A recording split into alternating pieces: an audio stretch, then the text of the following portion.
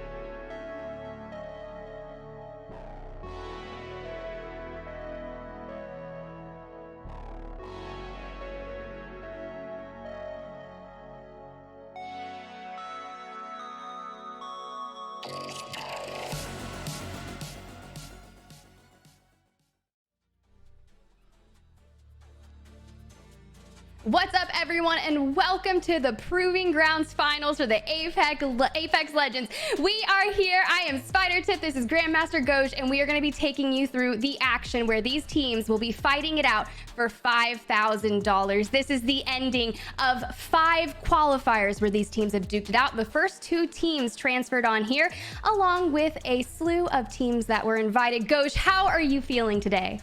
I'm doing absolutely fantastic. I know we're both extremely excited about casting Apex, so I know we want to jump into the action very shortly because, like you said, there's some of the best teams, not only in their respective regions or in the qualifiers, but quite literally in the world competing today. So it's going to be a lot of fun. This isn't your random Joe Schmo trying to compete. These are some of the best, whether they're streamers, content creators, or in all reality, ALGS competitors. But before we get into that, Tiff, I wanted to take us through the format. Maybe there's some people at home watching for the very first time. If you haven't had a chance to take a look at some of our other Proving Ground qualifiers or some other ALGS type formats, I'm going to break it down so that everybody can kind of understand how this works. Now in Apex, we have a couple different maps that we're going to be rotating through. First and foremost, we're going to play 3 maps in Storm Point. This is a fun map, open. Some people love it, some people hate it, so excited to play some maps in Storm Point. And then the second 3 maps will be on World's Edge. So of course, we have a total of 6 maps, and every single map will count. Now, in terms of points, Tiff, this is the big piece. There are placement points based on the place that you place in each map. So, for instance, first place will get you 12 points. Second place will get you 9 points. Third place will get you 7 points. Fourth, 5, fifth, 4, and so on and so forth. Those points scale down. So, it's going to be extremely important to stay alive and get your placement points. And then, of course, every kill equals 1 point. So, hey, if you can get kills and get high placement, you're going to be doing very well for yourself. Now, in terms of prizing, Tiff, we have $5,000 to give away today. And I say giveaway, you're gonna have to earn it, because $3,000 for first place, that's how you take home the good share of the chunk of the change. Is you got to win this event against some of the best in the world. But if you get second, you're still taking home $1,500 for your trio, and if you get third, you take home $500. So that's the format, that's the prizing. It's gonna be a ton of fun and some crazy action. Tiff, I gotta ask you, because I haven't had a chance to, how are you feeling? I know we're about to hop into the games pretty shortly, but I know you got to be as excited as I am.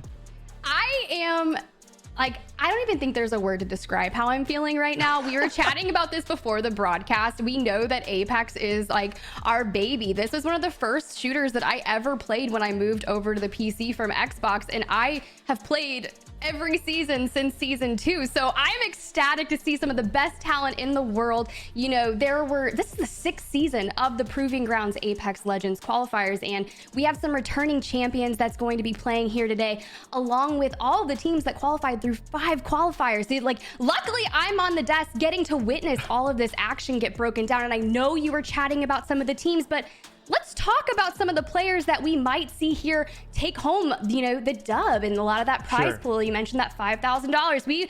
2 of the teams we highlighted, Alliance and Ascend. You mentioned that these 2 teams are going to be some of the best teams to have a fair shot at taking home the dub. So go ahead and break it down. Yeah, I mean, there are a lot of teams that could theoretically win this, which is what's so fun about Proving Grounds, of course. When you first look at an event like this and you say, oh, there's qualifiers. Who are some of the teams that are popping through qualifiers? Maybe they're unknown squads. No, we're talking about Alliance and Ascend. Ascend, of course, acquired new esports in late February to compete in Split 2 for the very first time. New esports won. They got first in Split 1 playoffs for EMEA region, right? And then second right behind them is Alliance. I mean, they had an insane run in the playoffs. They were at match point after 2 games, and they couldn't quite put it away until the very end. It ended up getting second. But no, you're right. I mean, those 2 squads, Alliance has got Hawkus, who was nominated for a top 3 finalist position for the best Slayer in EMEA. Of course, Hardeki ended up winning that. But I mean, these players are tried and true, the best of the best in conversations for the best Apex players in general,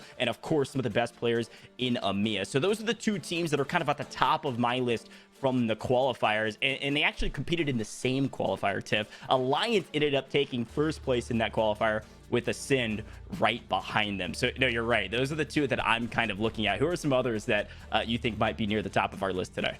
Look, I'm gonna go ahead and just mention this. We have the Sentinels in the lobby. The Sentinels are absolutely insane. And then we have the returning champions, Kick.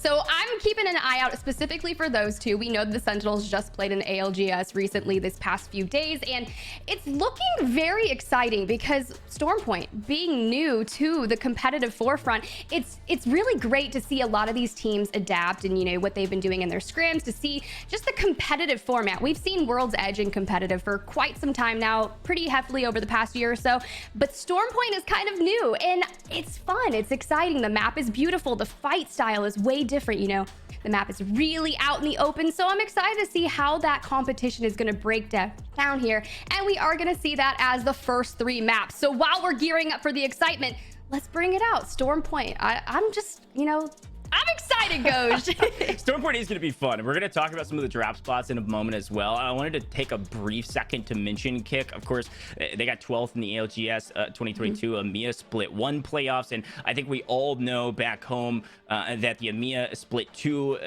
regular season is kind of on a delay right now with the impending in issues in Ukraine with everything going on with Russia. And we wanted to stop for just a second in the broadcast and just bring some eyes onto that. Everybody knows what's going on. But we stand in solidarity and are asking for peace in that whole situation. And of course, our thoughts and prayers are out to everybody in Ukraine to stay safe. I know a lot of our players competing today either lived in Ukraine or competed from a Ukraine-based org and have recently relocated to Poland or otherwise. So we hope everyone's staying safe in that conflict. And of course, we're standing in solidarity for peace.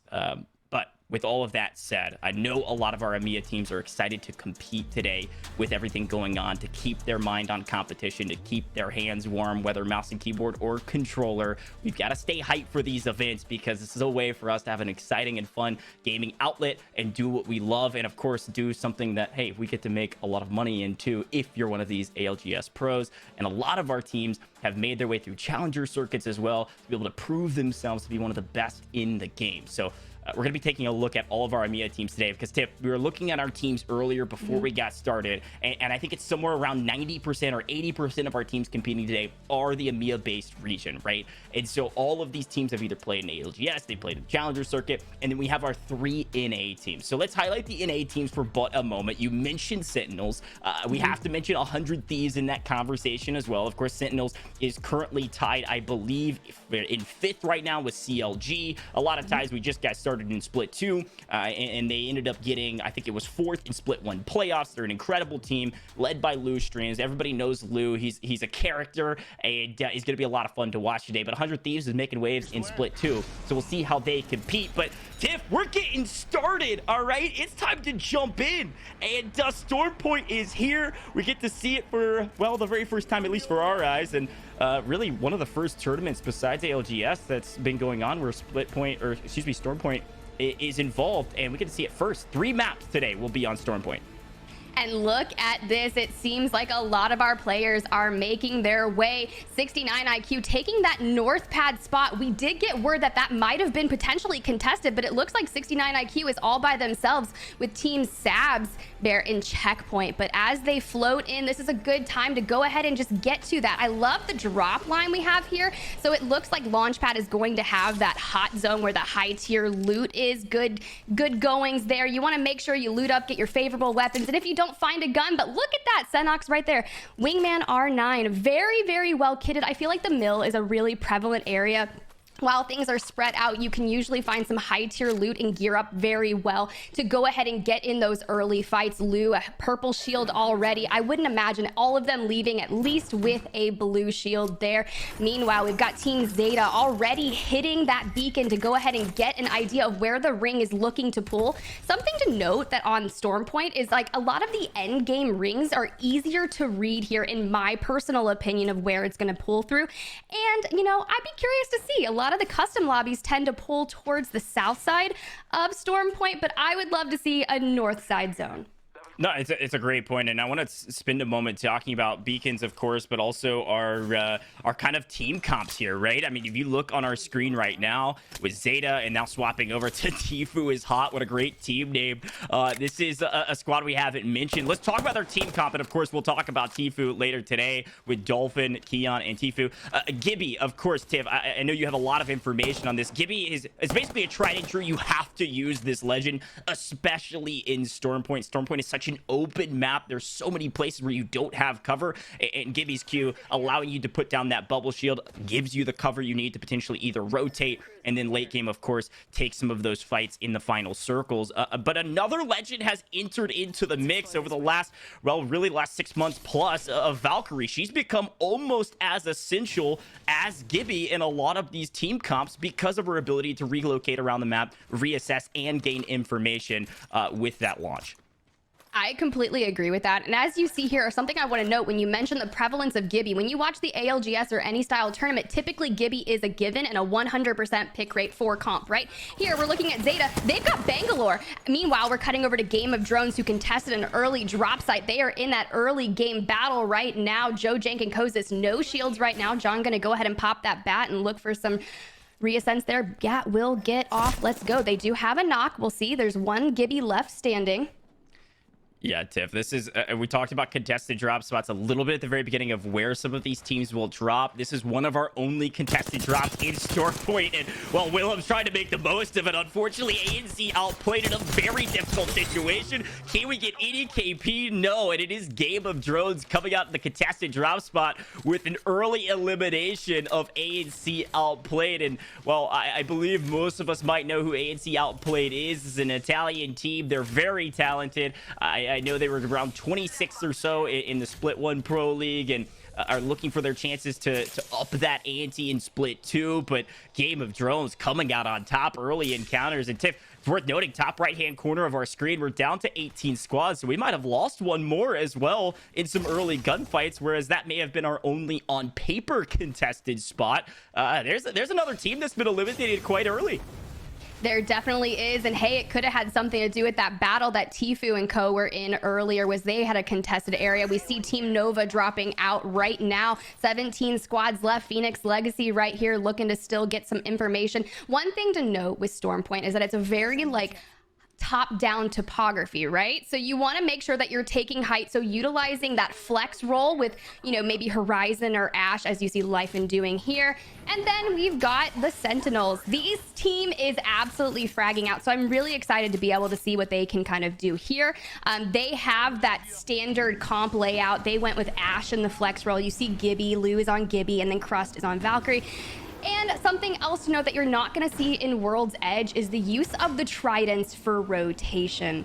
I absolutely love the addition of them, except when I am playing and roll up on a full team in a trident and can't get out, because that happens to me, Gosh. Yeah, it looks like Sentinel rolled up on a full team, but was able to get out of the way before taking too much damage, and they're taking early, it looks like an early fight, of course, with the Astral. Is going to jump up to the top and just get involved immediately. He's able to find one up above. An enemy Valkyrie trying to run away, has absolutely no chance of staying alive with a full push by a team like Sentinels. I can't imagine many teams, no matter where you're from, could stay alive with a push like that, and they're going to continue to take this fight and stay alive. Could potentially be a third party or just this teammates able to get involved and throw down this bombardment to provide some cover. And it does look like a push from an enemy. I think that's a Bangalore coming around the corner. I'm not sure which team this could be, but regardless, Sentinel's still trying to stay alive with the Peacekeeper, able to drop it, Gibby coming around the back end, and they should be able to get this res. A great early team fight, and you can see Sentinels has quite a few kills already. That was Team Zeta, Tiff. Zeta is fully eliminated. Hey, they came in hot on the Trident, and the Sentinels came out on top. Love that they were able to pop the Phoenix and prioritize healing before going for the res. Because, one thing that you really need to take a notice of is the ability of third parties. Everyone knows in Apex, third parties can be entirely prevalent. The moment you start that fight, you've got minimal time to make sure you regain and get your heals and reses off and loot up, and then move out of that area. Keep rotating and making sure you are moving into the ring. We're on board with Vex Gaming here. Taking height, looking for some information right now. What I do love and I want to note is that Gibbies. When you're a Gibby, usually I see them running snipers or 30-30s and a shotgun, which to me, I'm not able to fight like that. But, we're talking about the most talented teams here that have that ability. And something to note is that the Gibby will usually take the lower shield. As you can see, we have the white shield on Gibby, leveling up, utilizing those snipers. And they have the ability to just really level those shields up so they can go into endgame with, purple and red. So you're not sitting there with white and blues. Yeah, and I'm getting word it was Team Tfue is hot that was able to take out Team Nova, which is Zoe. incredible UK streamer competing today. They had an early exit. So, Tiff, we've already seen 4 squads fall. And something that's worth mentioning here on Stormpoint, of course, in competitive Apex, you're going to see a lot of teams survive towards the end. And hey, I'll get to that point in just a moment because Vex is in a bit of issue here. The Gibby on top, who, like you said, was leveling shields, just taking 30-30s. They're getting jumped by a Valkyrie ult. And, well, it looks like Mun is going to go down, and it's all up to Jelly and Bambino. 3 come crushing through the door, and there's little to no chance to stay alive here. And it is Rascals making this push and able to grab that full team elimination. Vex is our 16th squad in this lobby. There are 4th to fully fall, actually 5th to fully fall out of the lobby down to 15. I was gonna say, sometimes you might see, depending on our circles here in Stormpoint, you might see some early fights that maybe you wouldn't see in World's Edge because, yes, there's a lot more open space. Third parties become increasingly difficult with the amount of space you have to cover, unless, of course, you use that Valkyrie ult to cover that distance. And there's oftentimes these massive mountains separating you from the team that you're trying to potentially third party. And so you'll have to kind of relocate and go around these mountains to get there in time. So although it might sound close, it might not be as close as you once thought. But a lot of early fights, which is always a ton of fun to see, especially in competitive Apex, where you might see 15 squads in the final circle. Tiff, we're in circle 2. We've already lost 5. Honestly, that's kind of wild. I was expecting to go into the last circle with at least 11 teams as we're on board with Kick. They are the Season 5 Proving Grounds champions, so I'm excited to see what they can do here in the finals today. All looking extremely kitted out. You know, they've got great shields, R301 Mastiff, and that's honestly one of my favorite loadouts. So they look like they've got an eyesight, but they're playing that edge of ring. No one is really going to come behind them, so they need to move in. But how do you move in there strategically? Do we utilize the Valk ult and fly in as we just witnessed, right? Do you land on a team and aggressively take them out, or do you play it smart and rotate a little smaller?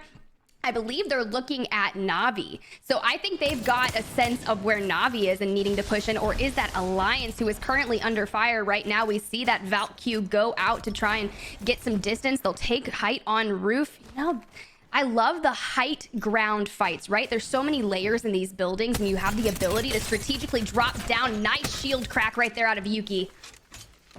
Yeah, when you can get the devotion with the turbocharger, I mean, you just spit bullets out.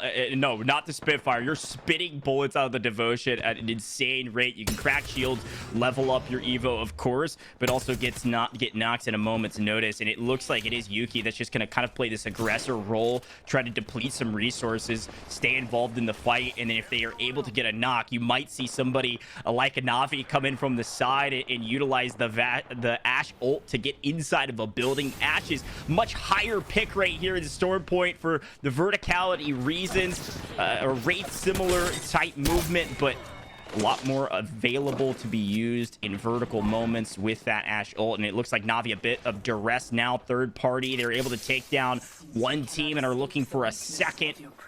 And Tiff, and this is the big question. Third parties is everything in Apex. If you decide to take a fight, you better have enough cover, you better have enough resources, and you better be prepared for a team to follow up on the fight you just were able to take down. Yeah, let's chat about this for a second, Coach, because you mentioned that third party that Na'Vi just did. They took out Phoenix, Legacy, and the Sentinels. They just third-partied both of those teams, so that's absolutely massive. They are out of the lobby right now as Ascend pushes in. The Gibby will fall. Can they follow this up and get this team down? Yeah, this is Ascend looking for this final team fight. Can't quite connect with the wingman. Just gonna pop out the R301, and well, it looks like an ult's been pushed out, and surprisingly, somehow Ascend loses that 1v1 fight. It looked like it was all free and clear, but coming through the portal, no chance in hell. Every single bullet connected, and you can see people like Rondon streams falling in the kill feed. So many early fights, Tiffin. This is just pure unadulterated chaos you usually don't see till in-game. And I love this type of action in map number 1. This is really setting the pace for the rest of this tournament. Yeah, I absolutely love the play they just made with the Wraith portal to go ahead and get that res. Game of Drones just trying to stay alive here. Does have that Spitfire. Unfortunately, they will be eliminated by Ascend, who played that so well. Now we're on board with 100 Thieves. They're trying to get some information, but Ascend, the Wraith portal, the res, they were able to get the res on their teammate, get a bat off before going in to finish off the other team. That was very well played, because usually you don't see Wraith on Storm Point, but honestly, if you're gonna break out Wraith for World's Edge, keep the same team comp and make it work, because clearly they're doing something right. Right, and maybe it's some more comfortability with Wraith, and then the ability, I mean, the portal was used perfectly to even scale the verticality. It wasn't that big of an issue to take the portal, climb up the wall, and put it at the top of the building, which certainly was a huge boon in that fight. So be curious to see if more people are going back to Wraith, or it's just something that they like utilizing for, you know, their team fights, etc. I know Ashe has been a higher pick rate on Storm Point for that vertical reasons, but I don't know. I'll be curious to see how this ends up playing out. You can take a look at our map right here, 100 Thieves and Na'Vi right on top of each other in opposing buildings, waiting, watching, making sure, hey, do we take this fight now or wait? And I would recommend waiting. I'm sure they're going to be hanging out in this position for quite some time, as you see people like Alliance trying to move in, Dinze with the Rascals trying to move in, and a couple teams split. You can see Empire coming up from the south side trying to make a rotation onto one of Empire's thirds, who's under fire potentially over by the Spiders. Might be just kind of cleaning up some NPCs, getting some extra loot in that area. But this will be a fun one. You can see all of our teams rotating. You'll see a lot of teams still inside the zone. That is very common here in Apex. It looks like Tfue and Dolphin are playing a very aggressive game, and they might be hunting down Plaque to do. Hunting down they are. That rotation inside of the ring while we're on the third ring is kind of intense if you think about it, because if you guys don't know, there are no heat shields and there are no gold knockdown shields, so you will not be able to self-res here in this tournament. And without the use of heat shields, it makes rotating and living out in the ring a little more tough. So you pretty much, this is the last ring where you're going to be able to do it, as long as you did have a lot of the health. Once you hit that fourth zone, the tick on the health is going to be a lot more detrimental. But here's the deal. One thing I want to note when we were up in that big map view is that Alliance and Ascend were both rotating towards Command Center. As it appears, Team Tfue is in a little bit of a trouble with the Wraith trying to get the rotation out with the use of the portal. Yeah, Keon is down. It is Dolphin and Tfue trying to stay alive. Dolphin in a bit of a sticky situation. Tfue playing the backside. They can grab the revive here, potentially. It could be a decent spot. He throws the bubble seed out just a hair too late, though. He might be able to get this first res off, but they're immediately going to get pushed. There's no question about it.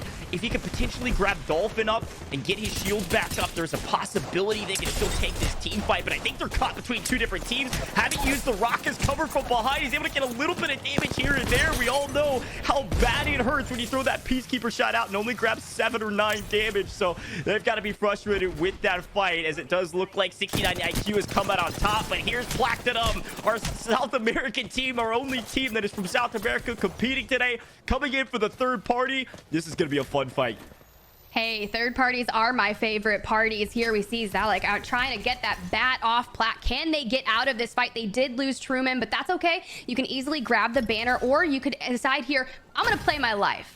Right? You got to make that choice. Do you play your life and let the kills come to you endgame and try your best as a duo versus some trios? Or do you see, hey, can we go get our teammate? You have 69 seconds left, so that's still there, but you have to worry about the impending fight, because here's the deal. If you are playing competitive Apex, chances are they're going to banner camp.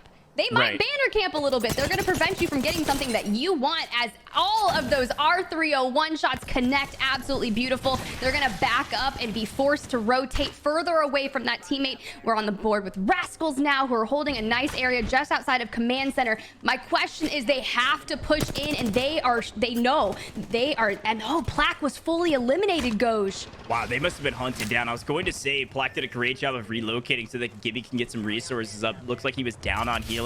Had to have his teammate drop some healing so that he could get his health back up. He had plenty of armor, but it only took a few shots to take him down, and Plaque is fully out. Now Kicks in a fight outside, and our circle is getting dramatically smaller, and without any heat shields tipped, now that we're into the fourth circle, it's going to start chunking away at your health quite dramatically. You're going to have to start playing inside of the circle and think about where do we go from here. But Kick's going to play the aggressive stance. They need to take out this team on edge of zone. They've been playing edge most of the map today, and it does look like they're able to take out one. 69 IQ loses one and then loses their whole team. Kick has a new kill leader on the board with 3 kills. I can only imagine they have a fairly even spread across the 3 players. Fairly even spread indeed, but what is not fairly even is this little choke hold right here south of the wall and just out to the right of checkpoint. This ending circle is starting to get a very, very complex situation. As you can see, it's it's all in the open. So how do you deter cover from that? That's where these teams that have Gibby are going to be really prevalent here, but your cooldown on your bubble is 30 seconds and it only lasts for 12 seconds. So making sure if you're pushing a team, force that bubble early so you can go ahead and take that. But look at Guild right here, playing this very smart. They do have the Gibby, Valk, Wraith, and I do think Wraith's going to prove very astronomically well here. You can kind of portal into the action, but they're trying their best to hold out because you see Kick, they are to the northeast of this zone and they're kind of being held out of the little tunnel, but the Valk ult coming in, this is going to provide a lot of information, the ability to rotate around. You can get an idea of where the other teams are, and look at the way they're playing this. They're going to rotate around the mountain. I love this play out of Kick right now. They're just showing why they were Season 5 champs. However, they just landed on a team Gauche. Look at how valuable this Gibby bubble shield is. They find a team in their sights and they're just gonna jump it. They had no other option with the way they rotated, and it was Empire who had a solo out in the open. This might be Empire's second. They're able to down 2. Where's the third? Behind the trees. This could be an easy team fight here for Empire, and it is. Excuse me, for Kick to take out Empire. Kick doesn't even lose any players in the process. They're able to get their third res. They're gonna have all players going into this last couple fights. And look, Tiff, I was told, I watch a lot of Apex, and I was told there was supposed to be 10 to 15 teams in our final circles. Our round 4 is just now closing. We're down to our final 5 squads as Sin has an amazing spot on top of this rock, but unfortunately not gonna be able to hold it all the way through, at least not for all 3 players. It does look like post kill might be able to take the top of this rock, kind of use it as a god spot until they have to rotate to the next circle. I love the action we're seeing in map number 1. A lot of the teams testing the water. How aggressive can we play today?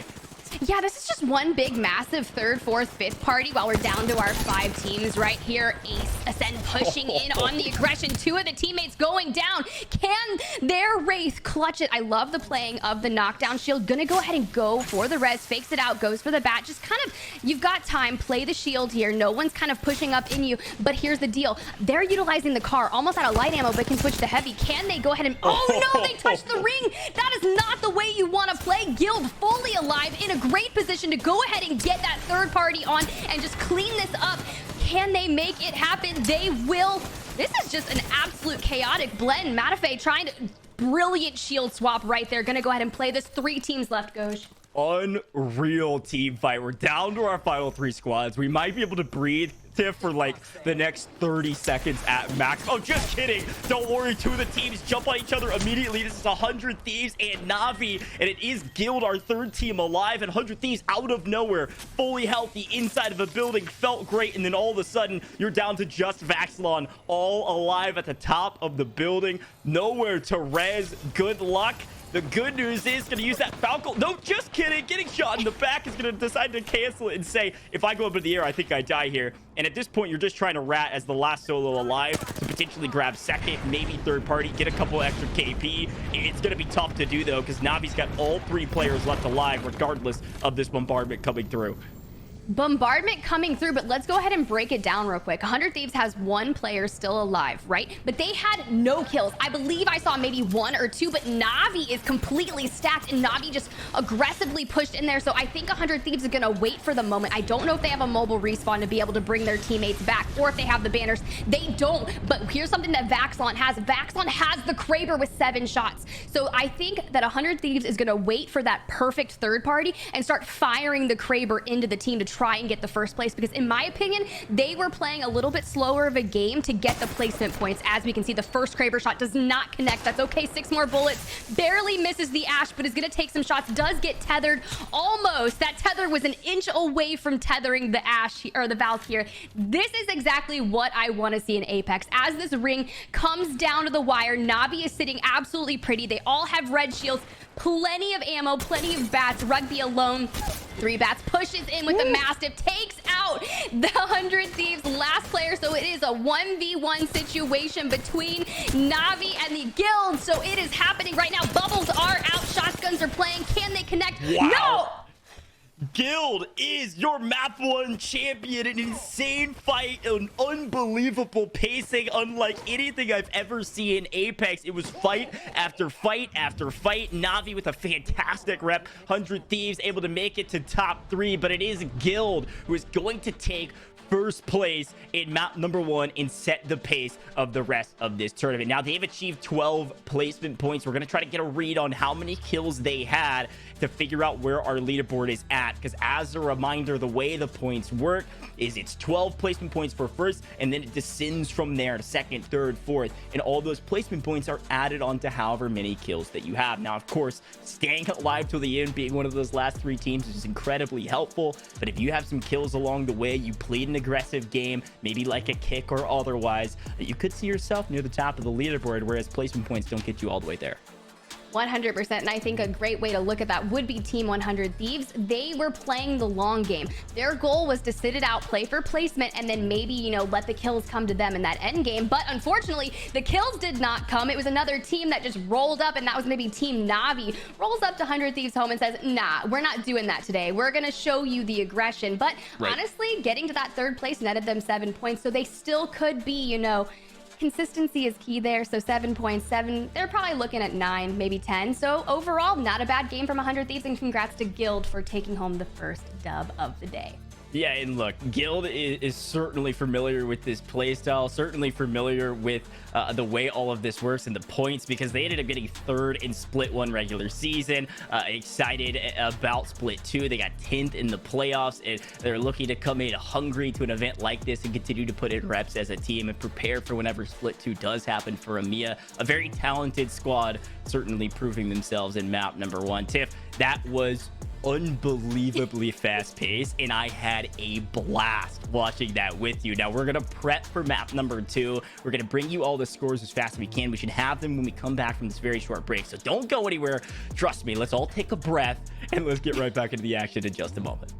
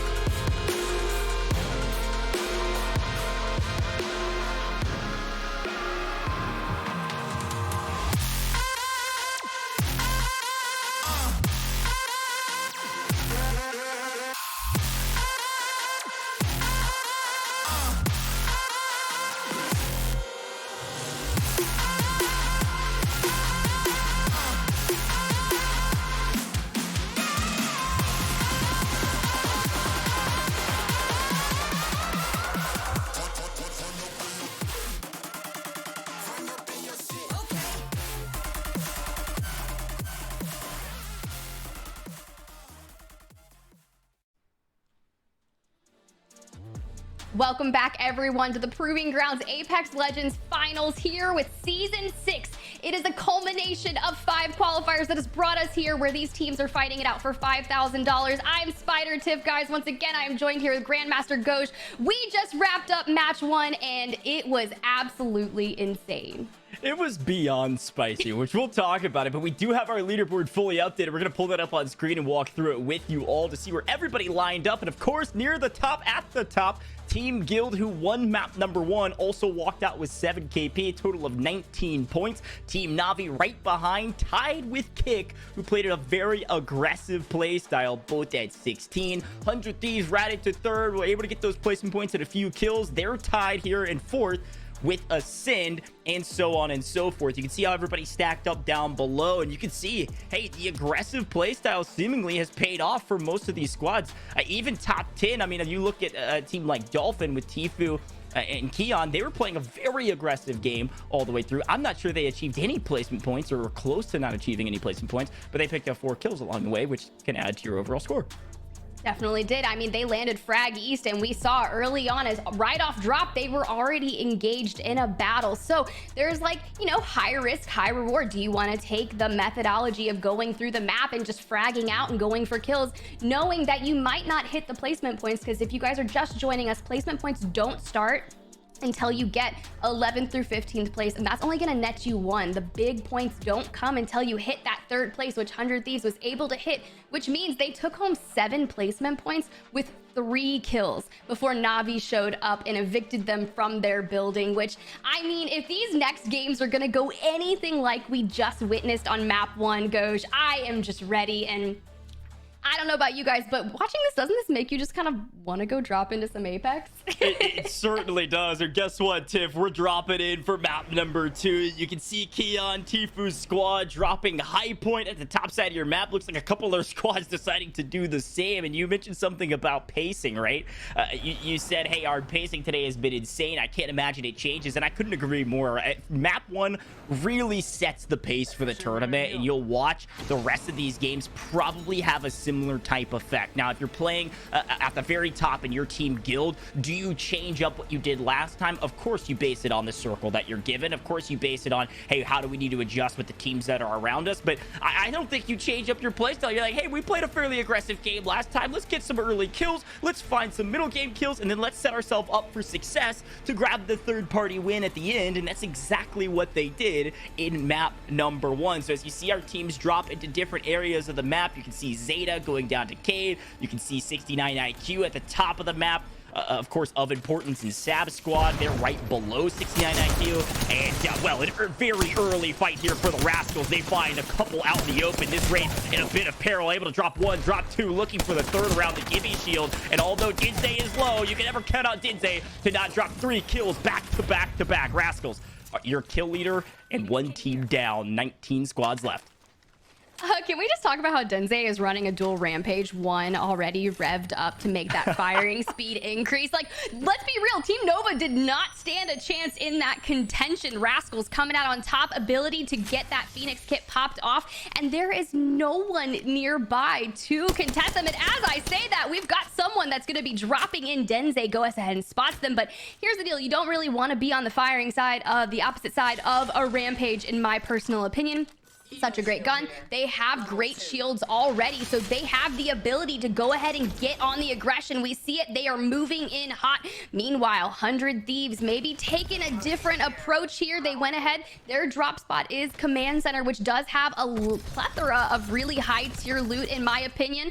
Vaxon going ahead and showing off with some Valk movement right there. Feeling like kind of it's Timmy. I don't know if you guys watch Timmy. He's not competing here today, but his Valk movement is kind of insane. He's a content creator. Pretty crazy. Yeah, Tiff, I want to jump back and talk about Dinze for a moment. Dinze is an incredible player and is actually competing against his former teammates. He was with formerly New Esports, who was acquired by Ascend, with Postkill and Kashera. I apologize if I'm butchering that name, but all 3 played together earlier, Kashera and Postkill, still with New. So excited to see Dinze competing with Alpha and Sylvine with Rascals.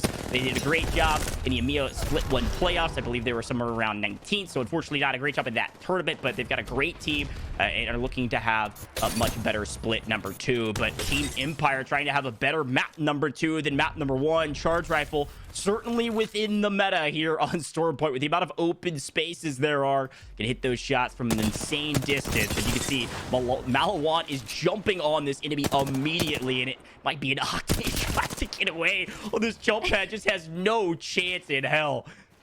No chance indeed. Gonna go ahead and go for the res as the Octane is trying to make their way out, but I just don't think they're going to be able to get out of there. Meanwhile, Kick is over here as well. Kind of nice little third-party area. Gonna get some loot right there. I believe they found the Octane, so they're moving in. It's like once you hear the gunfight, if you're in a nearby POI, it's like this is the time. You take that early fight, right? Get some kills on the board, and then maybe play for placement. Because if you're already nearby and you're kitted out and you feel comfortable with the loot that you've got, I mean, specifically, you've got those charge rifles, Goj. It can be a little daunting in a sense if you're on the opposite side of a charge rifle. A little toxic, a little fun. Not right. saying that I do that to people or anything.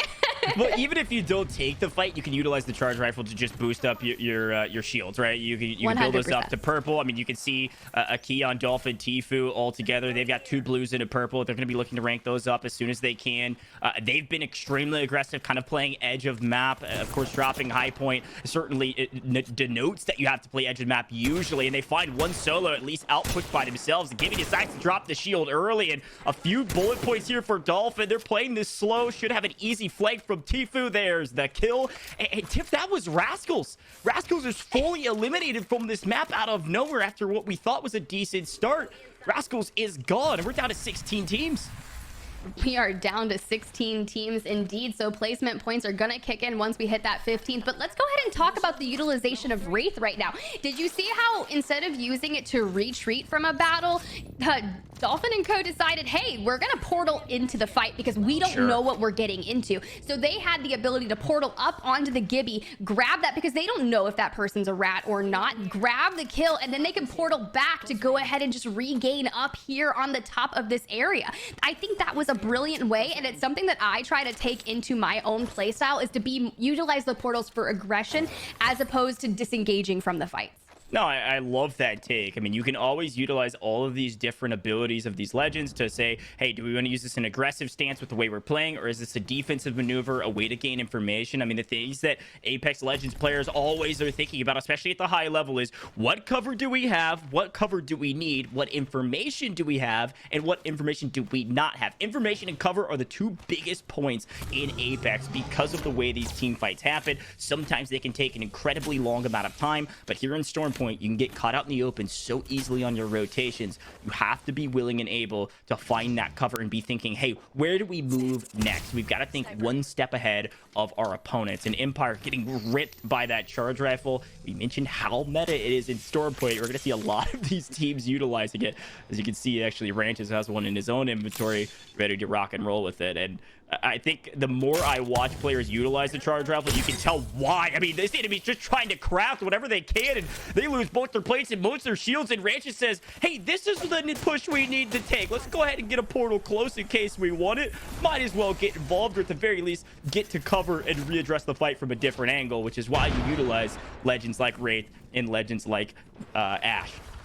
Yeah, but legends like Bloodhound makes it a little interesting as well, as we see Plaque go down. They are eliminated from this lobby, so placement points are coming in clutch here. We did see Wraith use that portal on the aggression after they got the crack on Gibby. So now it's like, okay, bet they have the ability to go ahead in, but here's the deal. We have a knock coming in, but it's okay. The trade comes in as Wraith utilizes the height, finds another crack. Is this team?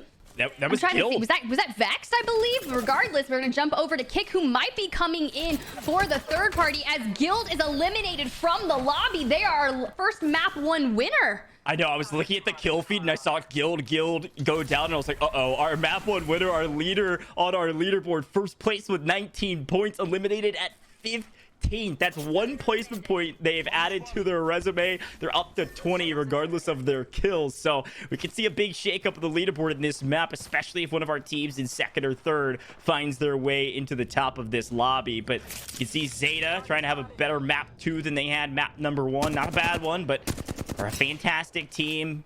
A long resume of getting wins and playing aggressive. They've played together quite a bit. Excited to watch them to continue to compete, but it is Empire playing a bit of a slower game on the outside of the map here, down to 13 squads, Tiff. So you can see some of these teams are playing edge of zone, some of these teams are playing already in center, and they're looking for these different god spots, especially the high ground when it comes to these fights. And Tiff, I was paying attention to a couple watch parties and a couple different commentators that I'll talk about in just a moment, because it does look like Rondon is taking some shots from distance. But I was talking with them about certain strategies, right? Certain teams that play edge of zone, right? The edge of zone teams, it's a bit of a high risk, high reward strategy, because if you play edge of zone, you have the ability to hunt down other squads and potentially hold a couple of the other squads coming in. Some of these edge of zone teams even play inside the gas for extended amounts of time in order to come around, play different rotations than maybe some of the squads are expecting. But it's certainly risky, because you can get held by other teams doing the same, or teams like that are not in this tournament, like TSM, that maybe rotate early. They're ready and willing to take you on as you come out of the gas, maybe not fully healed up or otherwise. And so you got to be aware of, like, hey, when we're playing edge of zone, if we're taking fights, we're denoting to the rest of the lobby, hey, I'm over here, come third party us. And so sometimes it doesn't pay off, at least on a consistency basis, but we'll see. I think that's something we're definitely going to see right here, as another Gibby ult is coming in. Kick just trying to survive. Ash unable to get the portal out for the defensive. That's going to be game of drones on the other side of Kick. Kick just trying to go into ring from Gale Station. But here's the deal. The circle is moving towards Antenna as Rondon falls. Can Kozis keep this together for game of drones? We are looking. They did force the Gibby bubble. It is officially down. We just need him to clean it up. And I believe that might... No.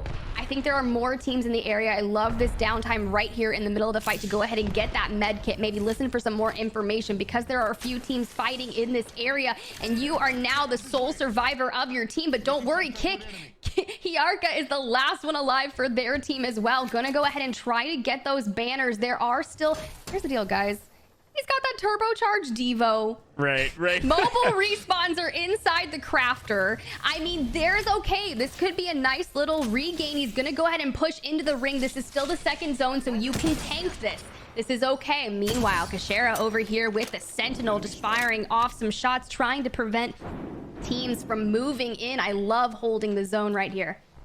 Yeah, you can get some pot shots here, deplete resources from opponents. Of course, you're quote-unquote giving away your position, but they're inside the zone. They've already hit that beacon, like you mentioned, so they have the next circle. They know where to go, and I don't mind this. This is direct contrast of what I was just talking about. Your edge circle fighters, and then the people that are saying, hey, placements are so important here in Apex Legends. We've got to stay inside the zone. We've got to have those spots where really we can hold down that area, and there's something called showing presence in Apex that is extremely important as well.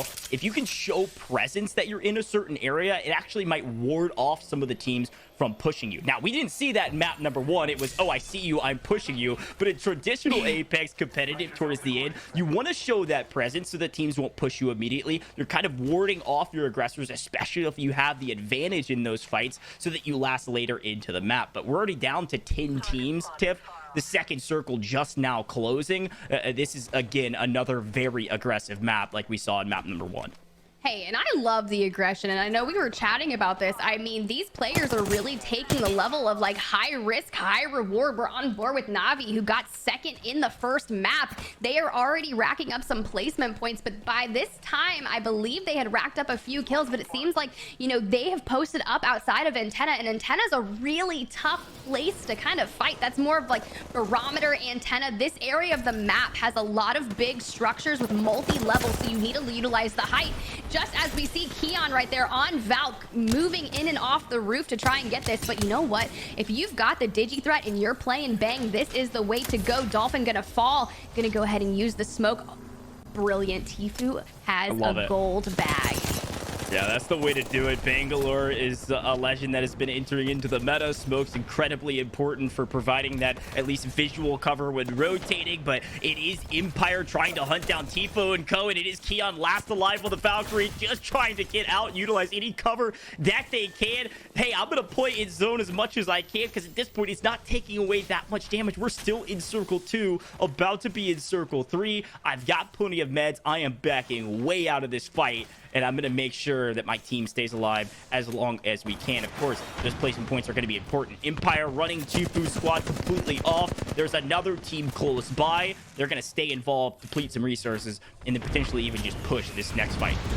I mean, this is a nice third-party situation, but if you're Empire, you are still fully healed up. Nice Arc Star right there to try and keep the team at bay, but you still have plenty of resources. Here comes the Wraith portal for the aggression, but oh my gosh, they push out and play a little bit of keep away with the doors. The Bloodhound is gonna go down. Wraith taking the high ground and trying to reposition themselves last alive for their team. This is going to be 69 IQ, and unfortunately, they are gonna fall. They played that very well. Try to utilize all the height, but here's the deal. 69 IQ, you are being third-partied right now. Can you keep this? That is going to be Keon that falls. They were going back for the banners, unable to get them, but here comes more. We got Team Zeta that says, hey, I want a piece of this action.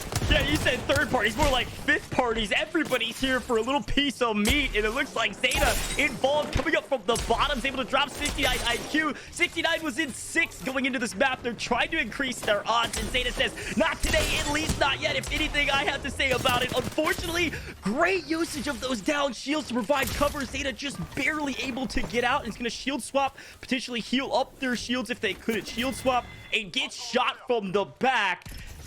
What an insane amount of plays. I mean, that was, I think, Tiff, somewhere around 5 to 6 teams in totality with all the individual players involved.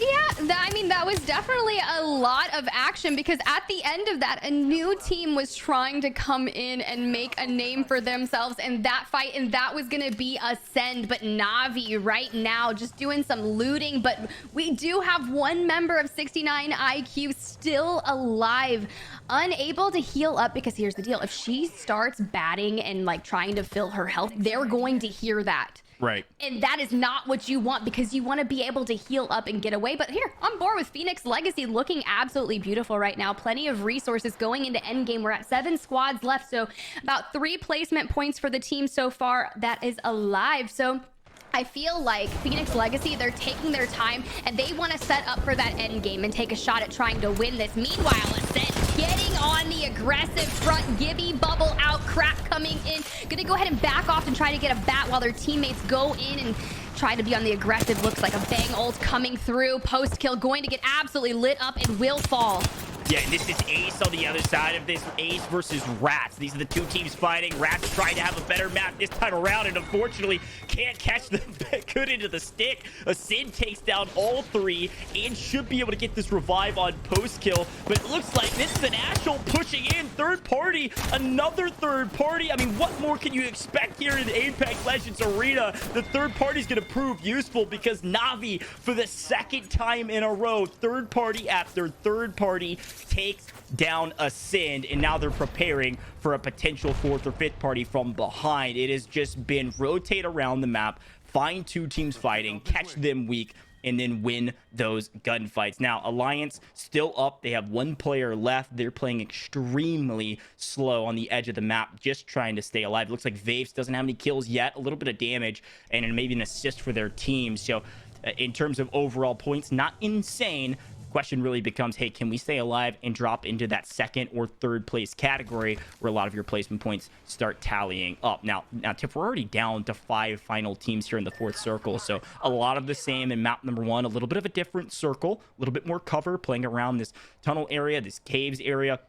A lot of mountains to utilize. You could see some out of bounds plays here, not as much like we used to, as 69 Slayers just hiding in a corner, ratting it out. Vaxilon, 100 Thieves might be trying to get involved. Navi not too far behind them otherwise, but no, I was gonna say our out of bounds timer has been decreased down to 10 seconds. So the amount of out of bounds plays that you can make, or oobs as sometimes they're often referred to as. And Slayers was going to try to make a play around the corner and get some information, immediately gets spotted. I'm sure they're going to be regretting that as they watch back on the VOD, because this is going to be a very tough fight to win if they do get pushed. And even if they don't, this is an easy hold by the opposing team. I mean, you've got 100 Thieves on the other side of the ring right there. So if you are 69 IQ Slayers and you are ratting it out, you do not have your ult yet. This is the 4th ring, so getting into that is going to be very detrimental to the health, as we see 100 Thieves and Na'Vi look to be getting into an engagement right here. We know 100 Thieves was taken out by Na'Vi in map 1, so maybe they want a little bit of redemption here. Looks like Rug B starting to get some ticks down on the shield, but for the most part, full health here on 100 Thieves. They do have a Valk ult, so they can retrieve, but Gibby Bubble going out as an aggressive play right there. They're going to help ult. Both teams have utilized their bubble, so they will not have that backslon. Very detrimental on their health right now. On Moon also looking at is not what you want to have happen if you are 100 Thieves. Yeah, the early entry Arc Star, the early entry bubble was a great way to start. Unfortunately, 100 Thieves doesn't look like they're going to come out on top of this, as it is Phoenix Legacy coming in for the third party. Easy cleanup, finds a full team wipe, looking for another. There goes 100 Thieves. They're out for blood, and they've made it to the top 3. And I can only imagine, as we look at our total players, they're going to take home this win, because it is a 3v1v1, Tiff. Hey, here's the deal. Phoenix Legacy, let's just talk about Sabs real quick. Sabs Bear, she is a female competitive Apex Legends player, and I've had the privilege of competing at a tournament in which she absolutely slayed out. So seeing her do so well here in the Proving Grounds finals is absolutely awesome. They have a few kills to their name, and right now they're sitting with 7 placement points, so this could be an absolute big game for them to really shoot them up the leaderboard. As you can see, Phoenix Legacy right now chasing after the Gibby on Alliance. He's like, no, please, duck, dive, swerving, doing all 5 Ds of dodgeball, but I just don't think it's gonna be enough to get away from Phoenix Legacy. And Phoenix Legacy has got to be excited about this game. They only had 1 point in map number 1. They got jumped extremely early, and well, the enemy's putting up a decent fight, but a easy clean up win. Phoenix Legacy take home map number 2, increasing their score more than tenfold, I can only imagine, because they scored 1 point in map number 1, and that's at least 12 placement points with all of their kills added to that tally.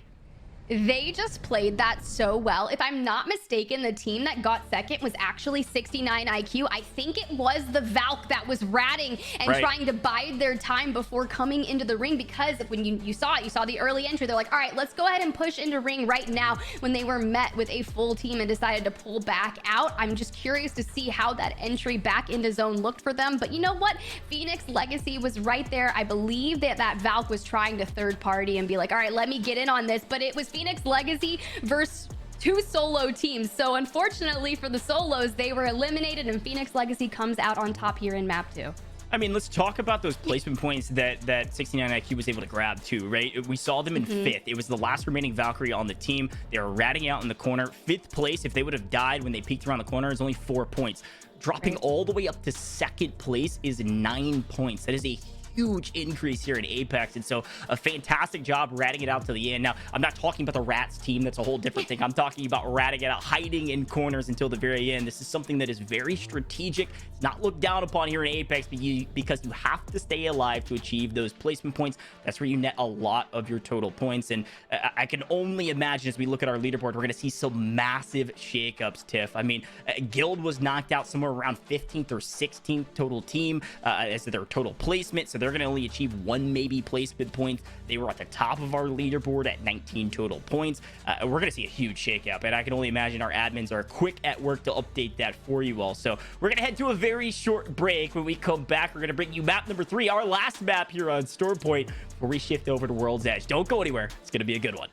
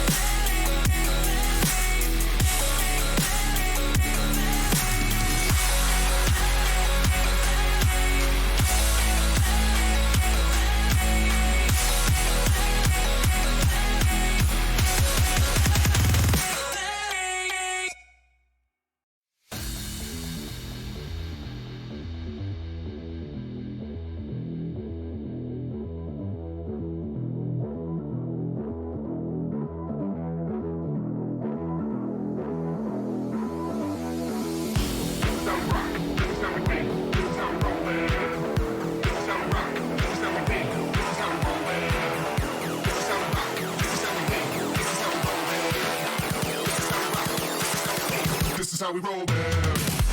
Some rock, some win, some roll, man. Some rock, some win, some roll, man. Some rock, some win, some roll, man. Some rock, some win, some win, man. Some rock, some win, some roll, man. Some rock, some win, some roll. Some rock, some win, some roll, man. Some rock, some win, some win. Some rock, some win, some roll, man.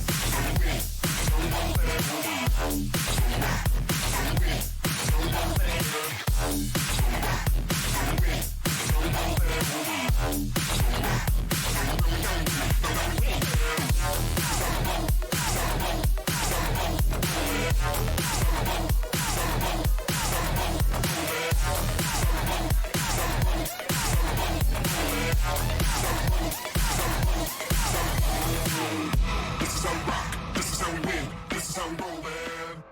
Some rock, some win, some roll, man. Some rock, some win, some roll, man. What's up, everyone, and welcome back to the Proving Grounds Apex Legends Finals, where our teams are fighting it out for $5,000 worth of prizing today. We just saw Phoenix Legacy take the dub in map number 2 on Storm Point, and if I'm not mistaken, Goj, we have the leaderboards ready. Yeah, we have the leaderboards, and I said it was going to be a shakeup, and that's certainly the case. You can see Navi jumped quite dramatically up to the top of the leaderboard, 24 total points. Kick tied for second with 100 Thieves at 22 total points. 69 IQ with the rap play all the way to second, pushed them up to 21 total points in fourth place. Guild only achieving 1 point in map number 2, tied with Phoenix Legacy. And you can actually compare and contrast their stats a little bit, Tiff. Guild had 19 points in map number 1 and 1 point in map number 2. Phoenix Legacy had 1 point in map number 1 and 19 points in map number 2. And they are currently tied for 5th. This is going to be an exciting tournament. I mean, that second map for Phoenix Legacy was absolutely like so important for them to maintain the consistency, because we have 6 matches here today, 3 on Storm Point and 3 on World's Edge. You need to kind of take that consistency, right? If you do really well in Storm Point, but maybe you're not as familiar with World's Edge, which is ridiculous. You should be. World's Edge has remained in competitive for so long, and we're just now seeing Storm Point. But some people might like the play style of Storm Point a little bit better than World's Edge, because the POIs are a lot more closer on World's Edge. So if you're better at Storm Point, get all those points up, right? Get your points now and then remain consistent, because like we saw 69 IQ. Ratting it out to get your placement points are absolutely important to your success here today and getting in that $5,000 prize pool. But I'm going to go ahead and talk about 100 Thieves, and I'm not going to say that I'm a 100 Thieves fangirl here or anything, but I want to note that what they're doing is consistency. We are seeing them so far in map 1 and map 2 making it into the top 4, top 3 teams before going out. I believe they may have gotten 5th or 4th last map, but that's the point. You want to make sure that you're picking your fights at the right time, whether that's right off drop and you're going in the aggression gauge. But here's the deal, map number 3 is ready, and I'm excited to see how the aggression is going to look. We have a different flight path right now. It is cutting the map in half, so I'm curious if the teams will choose different locations here, or if maybe they'll go to something a little more familiar. Yeah, it's a great point that you made about 100 Thieves, Tiff. You compare and contrast them with a team like Phoenix Legacy, maybe even Guild, who's had swing games, 1.19 points. You're exactly right. 100 Thieves was at, I think, a total of 10 points after map number 1, and then they scored 12 points in map number 2. So far, the most consistent team. As you see the team spread out throughout this whole map, something that's very oftentimes seen in Apex, where teams will claim certain drop spots and say, hey, this is where I'm landing. If you really want to contest us, you know where to find us. And sometimes it can sway some of the squads to go different directions, or hey, maybe if they're at the top of the leaderboard, we're gonna have to get involved. But regardless, you see most of the teams have spread out. It looks like the top right hand corner might be a bit more congested maybe than before. You can see Denze maybe in a fight early here in map number 3. But Tiff, you said it perfectly. This is our last map of Storm Point, and this is where the teams after this map, they've gotten accustomed to their competition. They've definitely gotten accustomed to the pacing of the competition, and I can only imagine going into World's Edge, they might reevaluate their strategies. But here, map number 3, we're going to see a lot of the same. You can see Team Nova immediately in a fight with Rascals. This is Denze. This is the fight I was talking about. Denze's trying to stay aggressive early, the only one on his team with blue shields, and he's certainly going to do that. He's able to find a couple different knocks on the other side, should find the team wipe, and they're able to do so. Team Nova, unfortunately, eliminated first in map number 3. Yeah, eliminated they are, but if you're Team Rascals, you need to go ahead and maybe shield swap, get your heals, and we see Denze popping the Phoenix kit. They're already doing pretty well. You've got the Alternator Mastiff, plenty of ammo. Because you had mentioned the top right-hand area of this map by Thunderwatch, Lightning Rod, High Point, we saw so many teams coming here, especially, I believe the team is Tfue is Hot. Right. They landed up here in this area, and you kind of want to, I'm not going to say avoid that team, but you've got Keon, Tfue, and Dolphin. And Dolphin is the ex-coach for TSM, so and Keon is fantastic. I've actually watched a lot of his gameplay before. Huge dubs there. I was actually thinking that maybe they were going to make an early run to kind of third party this team, but here we are on board with Sentinels, getting a nice bit of loot in here. Kind of kitted out, blue shields, purple on the Gibby. You know, Lou, #1 Gibby. No, I'm just kidding. I think a lot of people would agree with you, though. That's the thing. Another early fight here for Tfue. You can only imagine it's a lot of the same. We've seen Tfue and Keon and Dolphin take these fights at the very beginning of the match, trying to get some early KP, get those shields ranked up, and maybe knock out some of their competition. And this is, I can only imagine some of the squads we saw at the very top, and it is a Bojack in one hand, and is able to hit a just absurd distance shot. A little Katniss Everdeen popping out of the cut. I mean, look, I respect it. That thing is not easy to use as a casual player. As a pro, maybe it's something you could utilize for a couple pot shots here and there. Not something you're going to take probably to in-game, but who knows? Maybe they'll prove me wrong. Hey, I mean, look, Tfue Everdeen, maybe a long-lost relative of Katniss. I'm here for it. And if I'm not mistaken, I believe shatter caps are actually inside the crafter. Not sure if Tfue is planning on bringing the Bocheck into the long game for them, but hey, those early long-range fights, not a bad idea to have. Meanwhile, Sentinels rotating out throughout this area. I love the way that they're constantly moving, and you kind of need to, but here's the unique catcher. They've got Bloodhound on their team. It says, hey, you're gonna scan me, I'm gonna scan you right back. Zeta gonna go ahead and push in. Gibby bubble out. They've got 12 seconds of rotation there to make sure they need that cover, but the Bangalore gonna go ahead and push in with that R301, which is an absolute laser as the Gibby gets lit up right there. Shield crack. Great movement to stay alive, hardly take any damage. Bangalore's a fun legend to watch because of the mobility when you're getting shot, but this is one of our contested drop spots. It does look like Sentinels and Zeta are both dropping Sino Cave. They've looted up. You can already see that Division's pretty well looted with the R301 and is able to get some great early shots and has their ult. that Rolling Thunder to be able to utilize potentially in this matchup. But the Bloodhound on the other side and on this side, this should make for a very interesting fight. And Tiff, as we were watching some of the ALGS to prep for this, not a lot of Bloodhounds on Stormpoint. We've seen plenty today. So kind of going back to the early roots here of the competitive meta, that information just too much valuable, too valuable to not have in your hands, especially if you're used to it. But Sunset goes down. R99 from the top. Utilizing the high ground, unfortunately not going to make much of a difference. I was going to say that should find the Gibby, no problem though. That is Lou that is down, so it is a 2v2. They find the last, and it is Sentinels eliminated early in this matchup, losing out on their contested drop spot of Cave. Wow, great win by Zeta. Yeah, huge win, but let's talk about the Bloodhound of Taskmaster within a literal centimeter of their life. The ability to go ahead and regain and get shielded back up to full health, maybe loot some ammo and utilities, because you know those third parties are so prevalent here at this area of the game. We have 16 squads left. We have Gibby here on Team Vex looking to use that charge rifle to go ahead and level some shields up for their teams. They do have information that another team is nearby as an Ash tries to tether the Gibby through the window. Gonna be a no dice there, buddy. It's not gonna work out. Utilizing this charge rifle for some information as the team is utilizing rocks for cover. Yeah, no, Tiff, it's an interesting conversation to look at our leaderboard too. Sentinels only has 6 points in going into this map, and of course they've fallen before they could probably hardly get a kill. So we'll see them near the bottom of our leaderboard going into World's Edge. Of course, they're very talented at World's Edge. They could make a huge comeback. We could see a massive game from them, something of the likes of what we saw from ESA in the split day 1. I mean, they were throwing some banger games out in that. So you could see some monster maps, especially with how aggressive these maps have been going, and Sentinels having to play from the bottom. A Sentinels team that is angry having to play from the bottom is certainly a scary one. I don't want to run into them, that's for sure. I do not want to run into them as well, but honestly, if you have a massive game that can shoot you up the front like we saw with Phoenix Legacy, 19 points on that game, and now they're fighting in a tie. So I mean, they need to remain consistent, but if you're the Sentinels and you're down and out here in map 3 on Stormpoint, look forward to that change as you're waiting for the World's Edge transition. Think about, hey, maybe our playstyle just isn't matching up with the pacing of this lobby, because it is moving so much quicker than I'm particularly used to seeing. This is more reminiscent of what I would see in a ranked play game almost. Right. No, and we'll be looking at Plactodum, who is in front of us right now, our only South American team. They've been traditionally dropping Cascade Falls today thus far. Vex is probably close. Ascend is probably close, who likes to drop Jurassic, and it does look like there's a team right below them in this area. I can only imagine we're going to see a fight here. And Tiff, these are the equations, these are the calculations these teams are making. Do we take this fight? Do we deplete resources and then back up?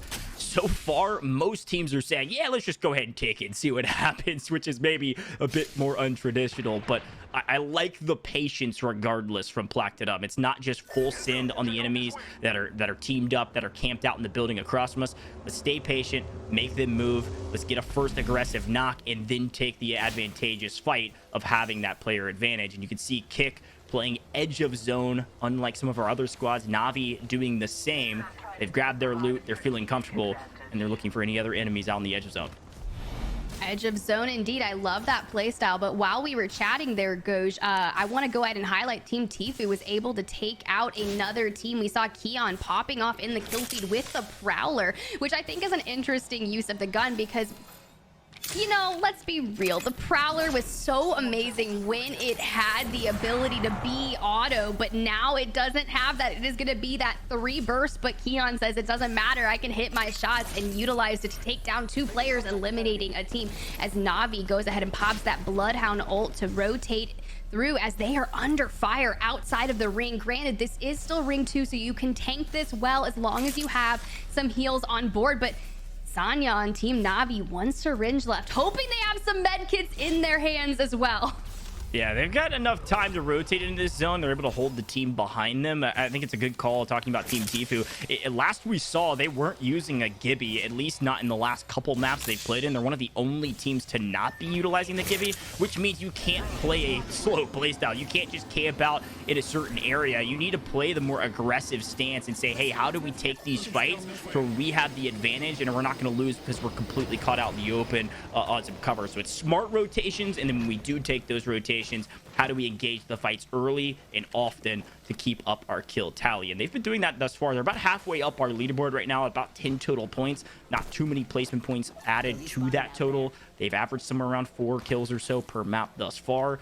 Certainly going to be seeing them doing the same. Regardless, Point Panic, our third and our final NA team that I haven't had the chance to highlight. This is a team, an organization actually located in Hawaii competing today. So impressive probably from a ping standpoint, because I think our host is somewhere in New York. So regardless, a lot of teams are having to travel over waters in terms of ping. Certainly could see them doing well today as well. Crafter coming in play for the first time, at least on our screen. Rascals getting everything that they need to get. I mean, there's a lot of things in this crafter that maybe are a bit more valuable than sometimes in the past, Tiff.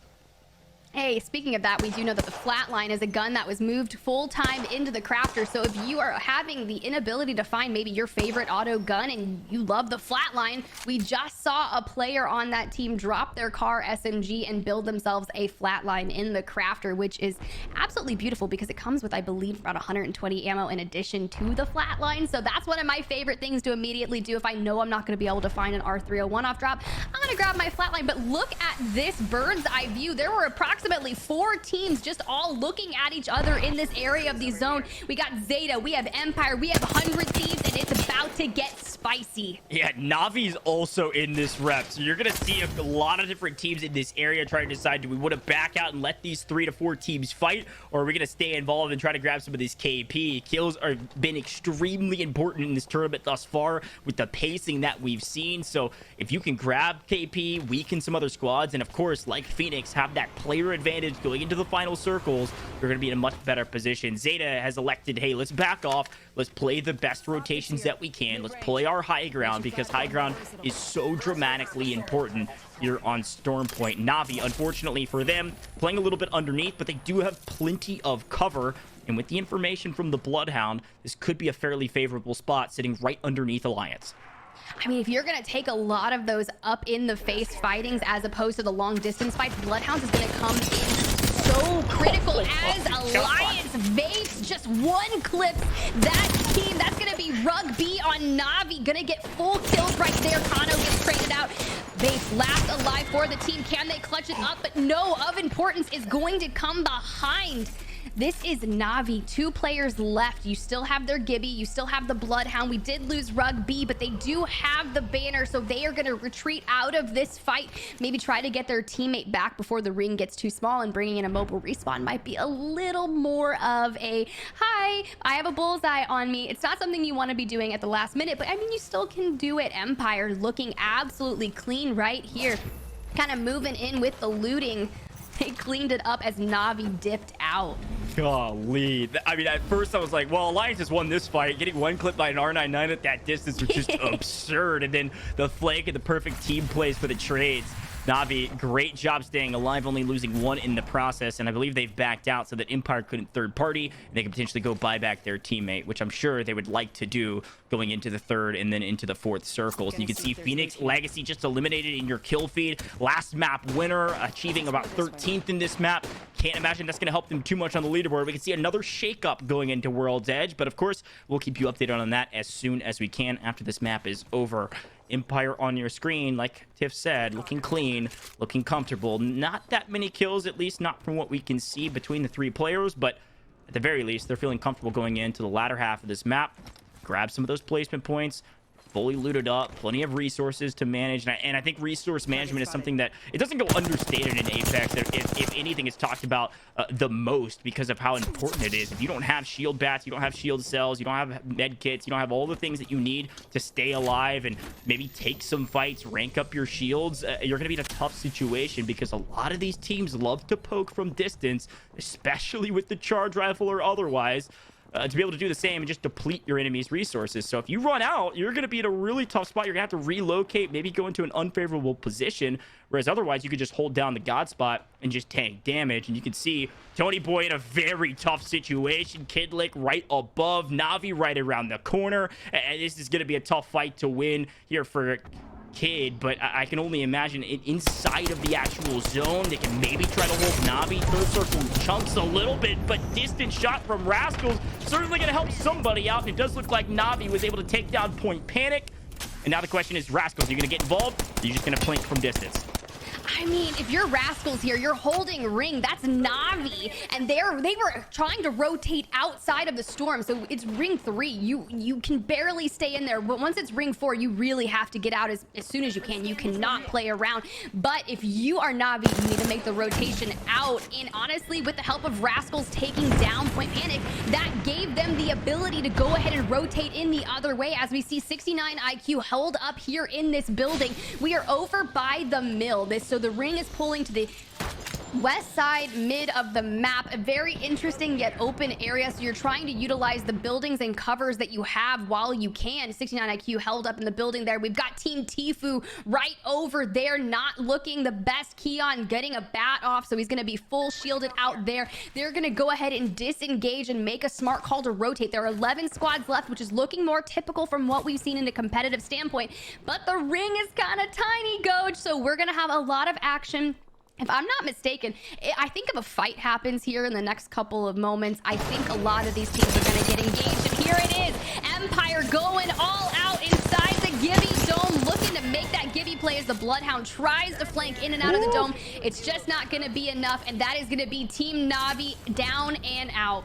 And Na'Vi got 11th in this map. Rascals got 10th. We're down into the top 9. And I was going to say, Empire, you said they've looked clean in this map. It certainly is the case going into that fight. That was an easy team wipe, hardly losing any resources in the process. The problem here for Team Tfue, they were playing edge of zone, seemingly having a decent number of kills along the way. Tfue with only 1 assist, but plenty of damage to add to his resume. And you can see Vext in a similar situation, playing edge of zone, having to rotate in, but they're on kind of the fast side. They've got plenty of cover to work with, so if they can find a decent spot, maybe even the Valk ult to get the information, they might find a high ground spot to kind of hang out on, whether it's a building inside the zone or just an area to hold some of these teams that are also going to have to rotate. Tiff, this is where we're going to see a lot of Valk ults because our cover is very spread out. There's a lot of low ground in between the buildings that are left in this circle, and there seemingly is only one large building inside the next circle that you could theoretically be holding. And of course, you know there's a team already situated there and teams looking at that area already. So if you come flying in, you might get at least try to be shot out of the air. And if you can find a good spot behind some rocks, you might see yourself into the top 5 as we find 69 IQ again into the top 10, looking to add to their total point value to move up the leaderboard into the top 3. They had a great map too. Weren't able to piece it all the way together. Got second. Can do a little bit better. Maybe achieve first if they stay together. But ANC outplayed the first time we've seen them on main broadcast. All 3 alive inside one of the last remaining buildings. At least in this circle, they need to win this gunfight and then get a move on. Yeah, this is a lot of teams here fighting around this building as we see Andy Jax fall right there. Can you Gibby bubble and get the res? But the team is going to push in. Nice, massive shots here out of Willem Kid, but they will fall as well. Leading Chex, the last alive. 69 IQ going to go ahead and get that total elim on ANC. But here's the deal. There's a lot of teams looking for some information. We know 100 Thieves can make it to endgame. They're positioned very well here at the mill with plenty of resources. 6 squads remaining, but one thing I want to shout out is Vex's ability to get here in the placement points. I believe they're still alive. They are sitting at 3 points in general overall, so this could be a massive dub for Vex if they can make that rotation into the final zone. But 100 Thieves and Empire really working different areas of the building left in zone. Yeah, Empire is a team that has been playing great this map. They're a little bit higher than halfway through, a total of 13 points, and they could see at least double that score if they continue to execute. We're down to the final 6 teams. Placement points are going to start racking up quite dramatically here into the top 5. 3 points right now for every squad alive. We're going to go to 4, then 5, then 6. It's going to go up dramatically. So stay alive, let some of these teams fight, and then third party when you can. 100 Thieves making it to the final circles every single map thus far. An incredibly consistent gameplay from this trio. The question is, can they execute here and get their first map win today? Going into World's Edge near the top, we'll see. They find at least some early fights, and they are inside this next zone. Look at our 5th circle where it'll be closing into the 6th. Well, at least one enemy down, trying to hide behind the redeploy or the respawn shields. It should be easy clean up, no problem at all. 100 Thieves finds at least one team wipe looking for another, or almost a team wipe looking for another, and they're getting flanked from behind. It does look like Onmu's gonna go down. 69 IQ down to a solo, 100 Thieves down to a solo. this might be a little bit more akin to what we saw in map number 2, Tiff, if it continues in this direction. Yeah, this is really interesting because Kick, the team themselves, were holding the roof of the mill, but that was a member of Kick that dropped down to go ahead and take out the member of 100 Thieves. Zeta just trying to stay alive, working this outside. The ability that Bangalore has, her passive, where she just has a nice little speed boost when she's getting shot at, very prevalent here, giving her the ability to get away and pop a bat off. Smoke's coming out. They have to rotate and get inside the ring right now as it's about to close. 15 seconds until it starts to get minute. They know there are teams inside there. We saw it firsthand, but look who's also moved into the roof of the mill. That's going to be Team Tfue. We've got Tfue, Keon, and Dolphin fighting it out right now. Tfue utilizing smokes and the ability with the digi threat on the wingman to really make it hard for other players to see him, but Tfue to be able to aim just fine. Vaxlon gonna find Cleavy with the Kraber in the kill feed. So this is just an absolute chaotic mess as we have two teams trying to move in and hold the roof of the mill. This is an extremely important team fight, Tiff. If I'm Tfue, I'm Kick. We want this high ground position. We have to have it. Look at our circle. We're the last remaining high ground. It'll be like shooting fish in a barrel if you don't get Valk ulted upon. You've got to win the gunfight, and you've got to win it now before a third party comes in, and you have that advantage. And it looks like Kick is seemingly on top of this gunfight thus far. The question is, where are these grenades going to come in from? Where is Tfue's team going to try to rotate around from? And are they going to try to stay on top of this high ground, or kind of just check their luck down low with the rest of the squads? And so far, so good. 5 teams left. Kick in the best position, at least so far on this map. And it looks like Tfue still fully alive, still hunting Kick. All 3 up. They find some fantastic shots with the wingman, pulling out the Peacekeeper, trying to finish him off. But this time, they're going to play a bit more patient, stay together, and now we push the bubble. But Tfue goes down early. Keon comes in for better luck this time. Finds at least one, but it is Team Tfue eliminated. They got 4th. A great map, but it is Kick on top. They have the high ground going to this last fight. They made it into top 3, Tiff. I can only imagine Kick can come out on top in this last couple fights. Hey, I love the utilization of the Arc Stars right there to keep away any oncomers while they went for that res, because look who has also made it on top of the mill. That's going to be Team Zeta looking to go ahead and move in. 100 Thieves now eliminated. This is going to be Kick v Zeta on the top of the mill. Can they bring it out on top? Zeta maybe needing this moment to get into a very dominant stand, but 2 players from Zeta gonna fall right now.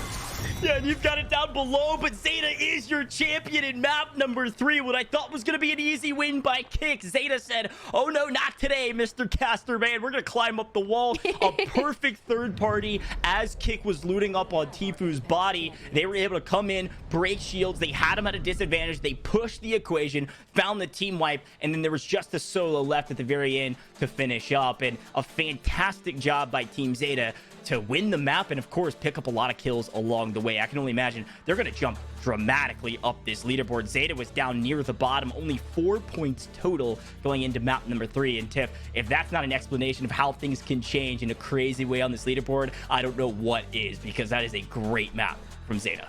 Exactly, and we saw that happen in map 2 with Phoenix Legacy, and here in map 3 with Zeta. So this seems to be a trend that we're having. We've got, different winners from each map, but they're just shooting up the leaderboard. And one thing that remains consistent is you need to kind of find a way to make it to endgame. Maybe switch up that playstyle as we move into World's Edge, as the POIs are a lot closer together. If you have a shot at getting in the top 3 and retaining your spot, you need to utilize those placement points and make it to the endgame, because once we kind of get to maybe map 4 or 5, we'll kind of know how the aggression needs to lay out. But we only have 3 maps remaining. They are all going to be on World's Edge, and if this keeps it up, I mean, this pace is just insane, Goj. I love it. I love it. I love action at Apex, and I love the way these teams are playing. They might be trying new strategies than what they're used to in maybe traditional ALGS format, and maybe they're just saying, hey, we're going to risk it a lot more today because maybe there's less to lose, or we want to try something different. And so far, so good for a lot of our teams near the top of the leaderboard. The good news about the pacing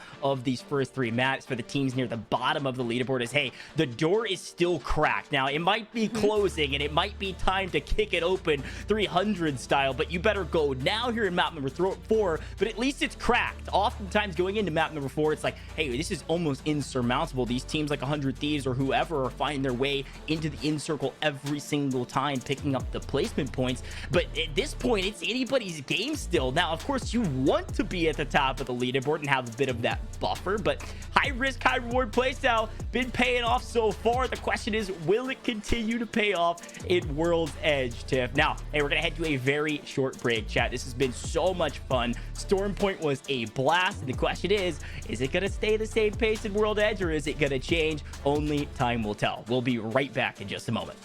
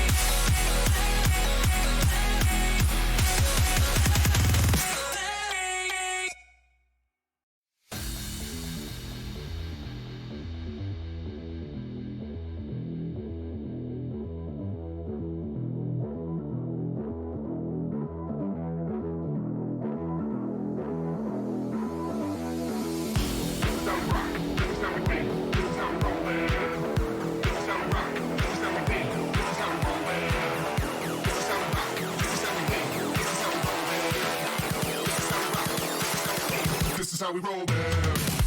Some rock, some win, some roll there. Some rock, some win, some roll there. Some rock, some win, some roll there. Some rock, some win, some roll there. Some rock, some win, some roll there. Some rock, some win, some roll there. Some rock, some win, some roll there. Some rock, some win, some win. Some rock, some win, some roll there. Some rock, some win, some roll there. Some rock, some win, some roll there. Some rock, some win,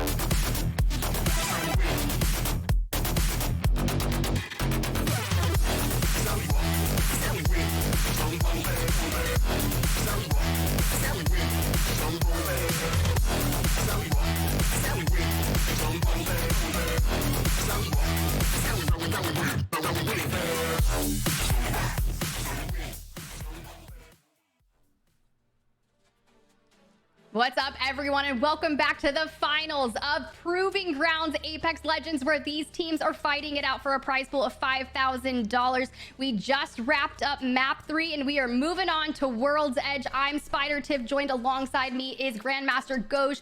Absolutely having a phenomenal time here. How are you enjoying this day in Apex? I'm having a blast. Storm Point was a ton of fun. It was a blast to watch the teams figure out how to play it and how to play it well. It's certainly still new in the competitive rotation, and we saw a very competitive and aggressive first 3 maps. Let's take a look at the leaderboard and see where we all line up, because it has shaken up every single time we've looked at it. And look who is at the top. A massive performance in the last map. Although they didn't get the map win, Kick has moved up to first with a surmountable 39 points. Right behind them, 100 Thieves playing a very consistent game, grabbing 10 to 15 points almost every single map. 33 for Navi, 29 for 69 IQ, Zeta at 25, who were your last map winners. Now let's talk about Zeta for a second, Tiff. They did a great job to stay alive, third party the last fight, and get the win. Before this map, Tiff, they were at 4 points, so that was a 21-point game, which is a very solid map for that squad. It really put them back into the equation, which is something that you love to see, right? It means, hey, the doors never close. I mentioned this beforehand. Whether it's a window's open or the door is cracked, there's still an opportunity to get back into this tournament, get back to the top of the leaderboard with one very solid game. And of course, Zeta was able to do that. 9 eliminations, 12 placement points for grabbing that win. But you got to talk about Kick, who was just on a tear. They were in second going into that map, and then they dropped, I think, a 17-point game in map number 3 to push them at the top of the leaderboard.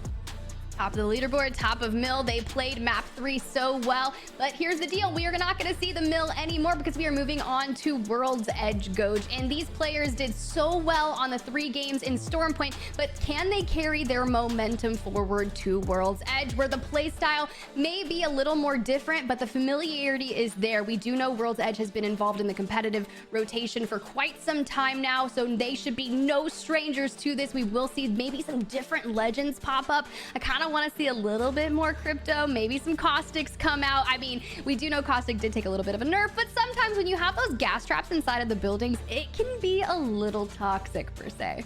Sure, I mean, we might see some cryptos. Crypto's recent buff makes them a bit more viable. You're able to scan those beacons, and of course, not having to sit inside of your drone at every given moment in order to utilize it is a very nice addition. So his ultimate, the EMP, is extremely helpful for taking down some of the gibby fights, especially near in circle. I mean, there's a lot of options. So you could use him even as an entryway into a building. I mean, there's a lot of things you can do with crypto. Now, a lot of these teams in EMEA, they have used crypto in the past. They used to use a lot of caustic. I'll be curious to see, like you said, with the recent changes, what they'll do here on World's Edge. But as the game is getting started, Tiff, World Edge is here, and the drop spots are different. We can only imagine Fragment East and Fragment West might be some of the hottest spots. Based on the information we have, Tiff, it looks like both Tifu's team, Zeta's team, and I believe Plaque are all dropping within Fragment. We'll see if they follow through on that decision or change it up as they see these different lines shooting down. Yeah, as everyone goes and nestles in, we got 69 IQ and 100 Thieves moving up towards Skyhook and Trials. Lots of ability to grab some good loot there. The lower half of the map down by Launchside and Dome, maybe Lava City, necessarily was not claimed. So this might be good for Kick, who landed mod. They can kind of make that rotation through Lava City. We do have one team that may be stretching all the way to Dome. We have Tifu and Co a little bit north of that, but Empire finding some early shots on them here. We knew it was going to be a contested site here in Harvester, and I'm curious to see how things shake out. Ranches finds himself an R301 Rampage and a purple shield already. So, I mean, look, if you're going to be throwing down, you need some good utilities to do so with it. Yeah, and it looks like A and C already eliminated early in this map. They must have been contested as well. But according to our notes here, it is Empire versus Game of Drones. You can see Game of Drones now on your screen. It's exactly what we're seeing is this original fight at Harvester. There was only 2 or 3 contested drops off the World Edge. And so far, this has been extremely contested. Early gunfight RE45 proving at least somewhat useful. Great shots. Unfortunately, with 1 punch, 2 punches, maybe red punch and a blue punch, they might come out on top. Empire swings around the corner and grabs the team fight W and is able to potentially grab both of the reses. They throw a little insult to injury, knife the box. Why not? I love it. I mean, knife the box, shoot the box, assert your dominance. Ranches here says, hey, I've got this, going for both reses, allowing the teammates to go ahead and get kind of kitted out because you don't want that third party to potentially come in. Meanwhile, over to Fragment, we've got Zeta working towards the center of this. Finds a nice gold mag for the wingman. Honestly, gold mags have been one of my favorite things in general once they were added because they will go ahead and reload your gun for you. So if I have a gold mag on a weapon, I will utilize that in the first weapon slot. Look, you know, maybe that's not the... If I'm going into a fight, it's the first weapon that I'm going to use because when I switch to my other weapon, it's going to be reloaded by the time I bring it back out. So that's one of my favorite additions here in Apex. No, it's a great point. And like you mentioned, Zeta, Fragment East, Fragment West. It looks like they're in Fragment West. Dolphin should have landed Fragment East with Plaque, which is Tifu's squad. So it'll be a fun fragment to watch. Of course, there's so many buildings in this area that some of these fights maybe don't happen immediately, and they can separate and play their individual areas, get the loot, use the... of course, the materials at their disposal to grab whatever they would like, flatline or otherwise. So we'll see how some of these teams end up fighting each other. You can see Guild on the horizon as well, just around the corner. 100 Thieves at distance. And Tiff, I'll be curious to see too. 100 Thieves has been playing this kind of slow game of, hey, let's make it to the end. Let's make sure we get double digits every single game. And they've done that so far every map. I mean, they are sitting comfortably in second, 35 total points, and they've achieved somewhere around 12 to 13 points every map. I think it was 10, 12, and 13. So talk about consistency, especially compared to some of our other squads. I can only imagine we're going to see 100 Thieves near the end of this tournament still within the top 5 should things continue. And a fantastic double ult from this team. The Ashe into the Valkyrie. They can rotate wherever they would like on this map. I love this rotation from 100 Thieves, and they're going even earlier and middle of this circle. They are that early rotate team. They're going to continue to do so for the rest of this tournament should things progress. You can see they've already achieved the beacon as well, so they can say, hey, we've got some loot, we've got a purple, blue, let's find a good spot to hold up, and let's hold it to the end circle. Yeah, they're rotating all the way over to Climatizer just north of Epicenter. That was actually interesting. I may take that note into some of my play. They are landing nearby another team. And I love that you brought up the point of 100 Thieves being consistent here because they have netted themselves a fantastic. They're sitting great, right? Should they, barring no major issues, because everything is added up, you know, within the games, all games count. So you do not have a throwaway as 100 Thieves on you take some shots at a team flying in. But that's the thing, you need the consistency. There are only 6 maps, 3 Storm Point, and from now on everything's gonna be on World's Edge. If you want a shot at getting in that $5,000, you need to remain consistent and maybe take some notes from 100 Thieves, but sprinkle in maybe a couple more kills or maybe a game win, and honestly 100 Thieves could easily move up to take first place. Yeah, pacing has been perfect for 100 Thieves. Be excited to continue to watch them. Of course, most of you know who 100 Thieves are. You've probably watched them in the ALGS. Probably not a lot of information I can give you that you don't know, but this is the formerly Kungarna team who ended up winning ALGS championship in 2021 and then getting acquired by 100 Thieves. They ended up dropping Vayne to Xset and brought in Vaxilon, but regardless, this team has been doing a fantastic job thus far in split number 2. Currently situated in, I believe, second. Currently tied for third, excuse me, with TSM. But second in their pool play that they had day 1. Excited to continue to watch those games in the future. Onmu grabbing a down from distance on Team Guild, who's right around the corner. And I think they're going to hang out on this bridge for a while. Yeah, at this point, you might as well maybe grab a survey beacon for some information and see kind of where the ring is going to go. But you know what? Phoenix Legacy is in the area as well, because Sabsbear is going to go ahead and grab a down onto Silta, who is a member of Guild, and Guild will be taken out of this. Wow. And that's kind of a big dub. They're sitting with 20 points currently, not currently in the top 3, but this is just not a game that you want to have happen because you're not in placement points. So if you didn't pick up any kills by now, you're going to have a big donut for your score for map number 4 is moving into World's Edge. So it seems like a lot of teams have really moved into the north side of the ring. Be curious to see kind of how the rotation goes and where the ring starts pulling. That's a great question. I can only imagine the knock from on-move from distance was a helpful boon to the opposing squad that was able to wipe out Guild, and Guild having won a map so far. I mean, this is it's a team that's formidable regardless of the points that they're tallying. I mean, even at a 0 here, they're still in the equation in the overall tournament standings, as long as they can have a better map number 2 and 3 here in World's Edge, aka map number 5 and 6. But like Tiff said, only 6 maps to be played today, so you gotta use all of the leverage that you have, whether it's kills, whether it's position, to grab those points. Placement points have been so important thus far, and are always going to be important in Apex. You can only slay out so much. Now, certain teams might disagree with me there because they've been dropping almost double-digit kills. We might even see a double-digit kill game. I think the biggest game we've seen thus far, Tiff, is 21, but Zeta taking a bit of fire from distance. Just a couple Plinko shots, probably ranking up those Exo shields. Yeah, just getting peppered a little bit. They're doing just fine. Got the high ground over here. I thought I heard for a second a Gibby ult come in, and I do. It is just north of where Zeta is sitting. So here's the deal. If you are Zeta, do you go on the aggressive front here and you wait till you see maybe a couple people look like they have fallen? If you can catch a bird's eye view of a knocked player, maybe push in, but it seems like they're just going to bide their time because no real action. I believe there's another team south of them as well. They've got Epicenter to their left.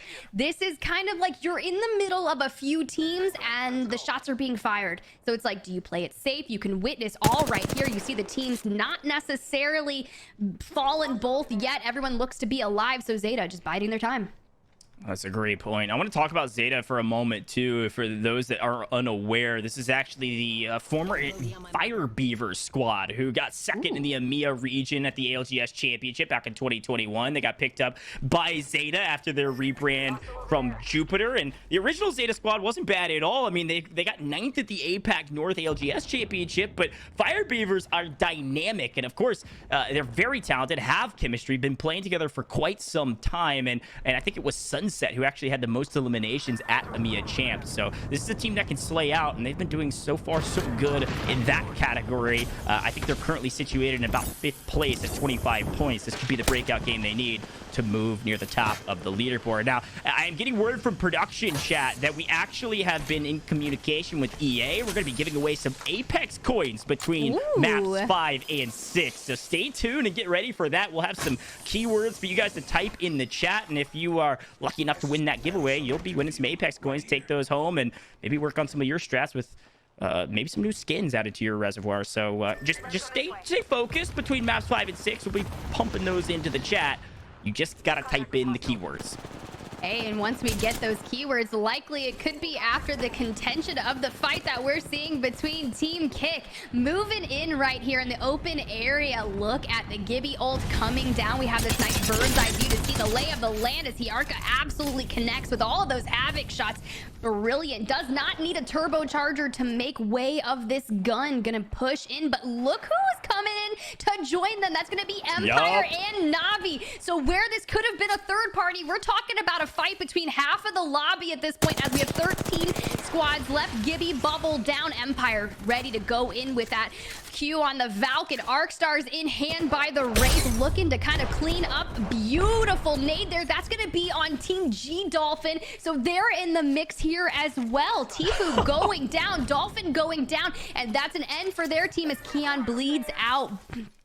Wow, what a crazy fight that'll continue, I'm sure. Some of the teams relocating to some cover as they realized, hey, there's at least 5 or 6 squads in this area. I mean, we saw Point Blank, I think it was, or excuse me, Point Panic go down at some point. Tony Boy was trying to skirt away. Tifu squads in the mix. We've got Team Navi in the mix. I mean, there are a lot of squads in this area, and even in the kill feed, you can see some other fights going down early in this map. Unlikely name to see in the kill feed. 100 Thieves just got down, now down twice from two different squads. It's Ascend and Zeta taking down 100 Thieves and getting a few finishes. So we could see 100 Thieves kind of in their consistency streak depending on the result of this fight. And now production right on cue. Onmu last alive for his team, healing up. I think luckily for him, there's two squads shooting over at them, which doesn't sound lucky, but maybe they'll fight each other so that he can heal up. And I believe the gas coming in, you're getting exactly what you wanted, Tiff. Caustic is in play. Ascend fully stacked up, all three alive. Caustic above. This is not looking favorable for 100 Thieves. Not Caustic and post-kill, throwing in the ultimate there to really cause some destruction. A little bit of toxic gas in play. R301 firing at a distance. So it doesn't seem like they necessarily wanted to push up into that area and maybe afraid of potentially getting third partied right there. But they wanted to go ahead, throw that ult and retreat out, maybe disengage and heal up. It just depends on how their lives were looking during that combat. But I mean, one player was left alive for the team, but here's the deal. Zeta in the kill feed taking down Vapes on Alliance, but if you take down 100 Thieves and you are Zeta, you are looking to get in that top 3, right? So that is a big win for Zeta. If they can pop off here and maybe take a dub and get the 12 placement kills or placement points and have a couple kills to go alongside it, which if you see the kill feed right now, they are doing exactly like that as they are working on eliminating Alliance right now. And then we have Ascend lurking with the Caustic Crypto Wraith. Yeah, I was gonna say, interesting team composition here. I was gonna say, if we had to point our fingers at them and say, hey, were you watching the cast, right? I mean, those are the two names we mentioned we might see here in World's Edge, is a little bit of some Caustic and a little bit of some Crypto. It's certainly gonna shift up the meta. You can see Ascend, who's comfortable playing both of those positions, but they might just be trying something new in a tournament like this. This is an ALGS, but certainly ALGS at least close to the same level of competition. So I'd be curious to see if they see some success with some two, quote, off meta legends, in quote, if you can even call it that. And I'm putting those in quotation marks for a very specific reason. They are very deadly, utilizing their abilities to maximum efficiency could net you some success. And we'll see 100 Thieves fall yet again in the kill feed. The question is that a full team elimination? Team 16 fully eliminated. I'm not sure who that is. I think, if I'm remembering correctly, yes, that is Game of Drones that has just been dropped out of this map. So an early fight went their favor this time, all the way not into the end. So they're going to go down at about 12. We'll see a few points go their direction, but not enough in order to shake up the leaderboard. Great shots, though, with the car at distance. See if Kick can maybe stay involved and win this gunfight. Hey, yo, my car doesn't hit like that. Let's be real. I'm sitting here watching this. I'm like, huh, like maybe it's just me. Maybe it's me. Maybe I need to take some notes from Kick here, who was the season 5 champions of the Apex Legends Proving Grounds here on BoomTV. So that's absolutely massive. They're doing everything right, and I just need to get better. Zeta pushing in and utilizing these little close range fights here, pushing in, finding a kill and a finish on Kick.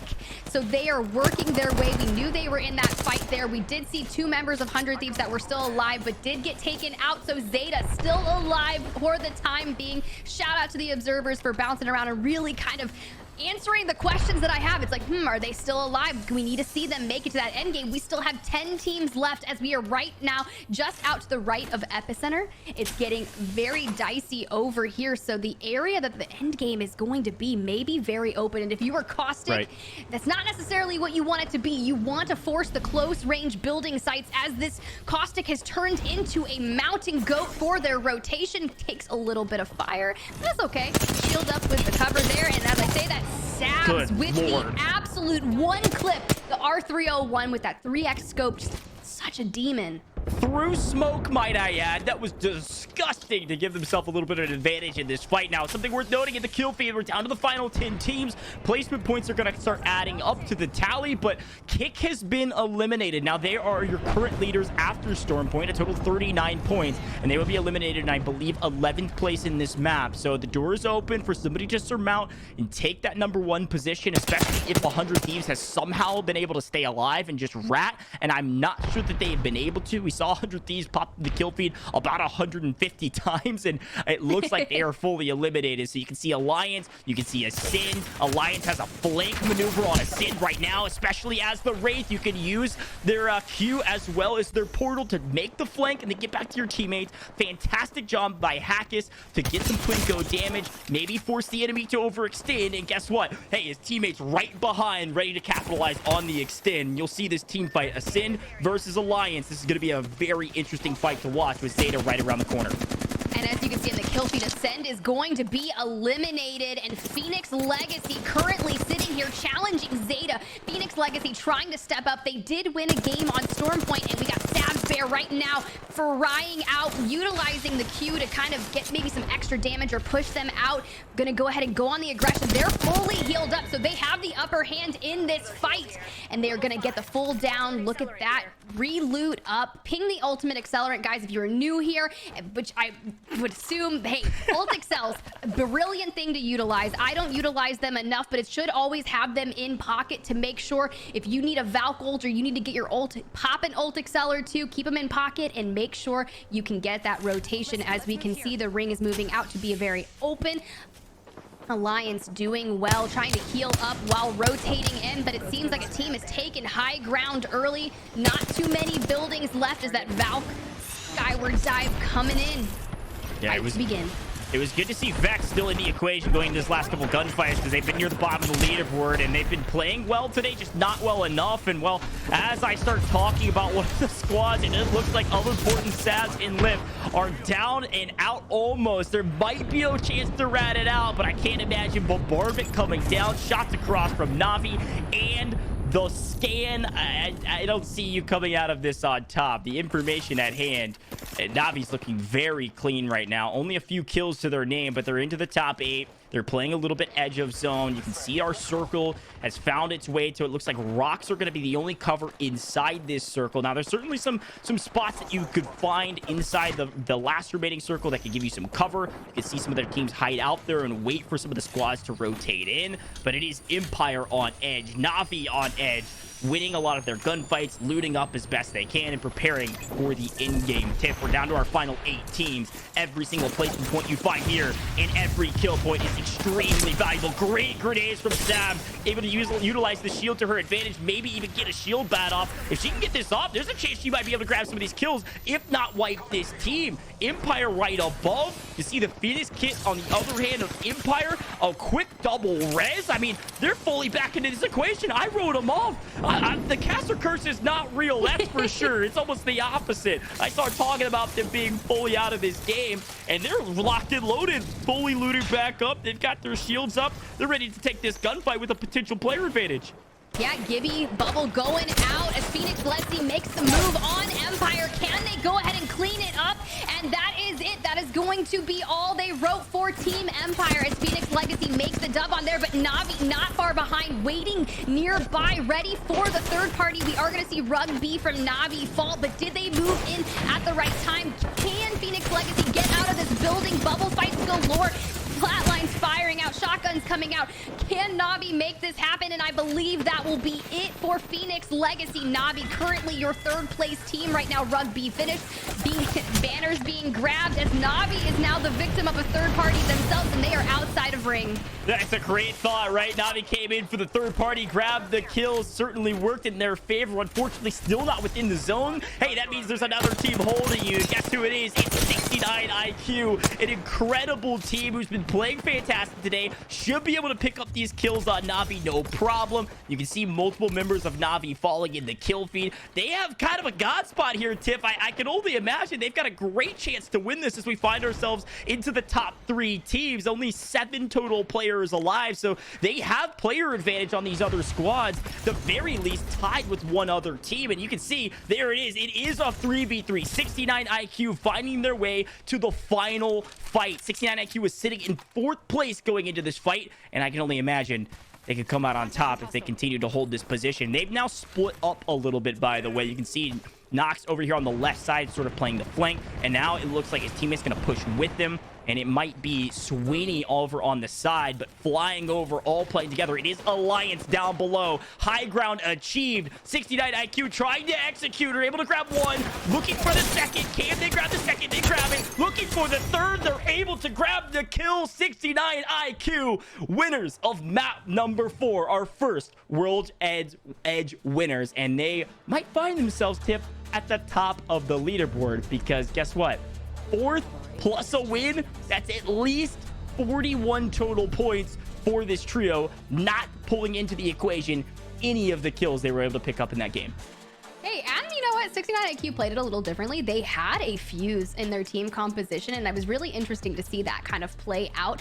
You called it perfectly during the end game there. 69 IQ was able to take the high ground, and unfortunately, there was just nothing the other team could do. They were just subject to the victims of 69 IQ, who have been ready and waiting, sitting in that 4th place spot, looking to get in the top 3 and get a share of that $5,000 prize pool. And you know what? Once our admins total up the leaderboard, I'd be curious to see where it goes. This was game number 4, just finished our first map of World's Edge, so we have 2 more maps remaining, 2 more times to see World's Edge in the competitive sense. Goj, I don't even know what to say. It was really interesting to see all the teams play it a little bit differently, and I feel like 69 IQ really excelled there. No, they looked very clean on World's Edge, and some of the other teams picked up a lot of kills along the way as well. I think we'll see a very top-heavy map number 4 in terms of total points. I mean, if you talk about 69 IQ, they got 4th in the EMEA Split 1 regular season. They got 5th in the Split 1 playoffs. They ended up picking up Nogs after, and I think he was Orgless after the regular season playoffs is when they ended up picking him up, going into Split number 2. So I'm sure they're excited to get to Split number 2 whenever we get it for EMEA. They've got a fairly dynamic squad, and they might come out on top today if they keep up this pace. But we're gonna let the admins do the work behind the scenes, and I'm gonna stop doing math on stream. But until then, we're gonna head to a very short break. When we come back, we're bringing you the last 2 maps of the day. World's Edge is here, and it's a lot of the same, Tiff. Fast-paced action.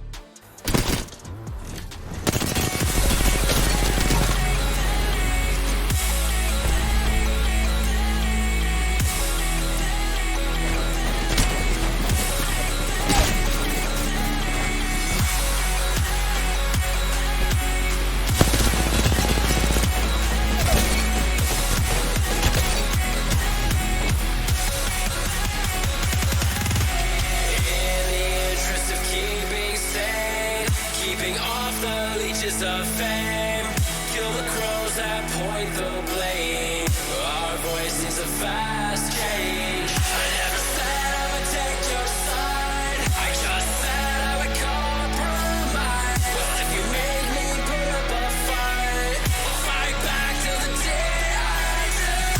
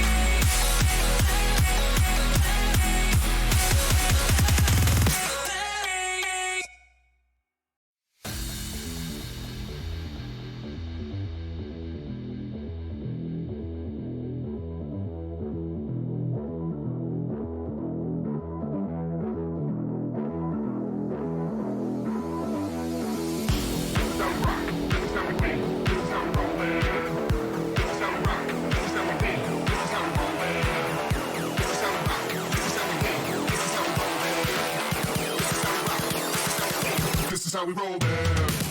Some rock, some win, some roll, man. Some rock, some win. Welcome back to the Apex Legends Proving Grounds Finals. We are here in Season 6, and this is the culmination of 5 qualifiers, all with these teams fighting it out for $5,000. I am SpiderTiff. I'm here with Grandmaster Goj. I believe our leaderboard is ready now that we have finished up map number 4, so let's check it out. Goj, some things have shaken up. Look, I mean, I'm not saying my math was correct, but my math was correct. 41 up to 50 with their 9 kills in map number 4. 69 IQ at the top of the leaderboard, just ahead of Kick, who only achieved, I believe, it was about somewhere around 7 points or so. Not bad at all. Still in second place. Navi right behind with 4,500 Thieves still in the equation. Tiff, we said they got to stay inside the top 5. They certainly have been able to do that. 37 points, Zeta with 35, and so on and so forth. But I will say 69 IQ, Kick, and Navi are starting to pull away a bit from the competition. Last 2 maps, you've got to full send. You've got to keep up your pace, and you've got to pick up some kills. And Tiff, I might even say, instead of picking up kills, maybe if you're an aggressive team that's somewhere around middle of the pack, maybe it's, hey, how do we stay alive till the end and grab those placement points? I don't know.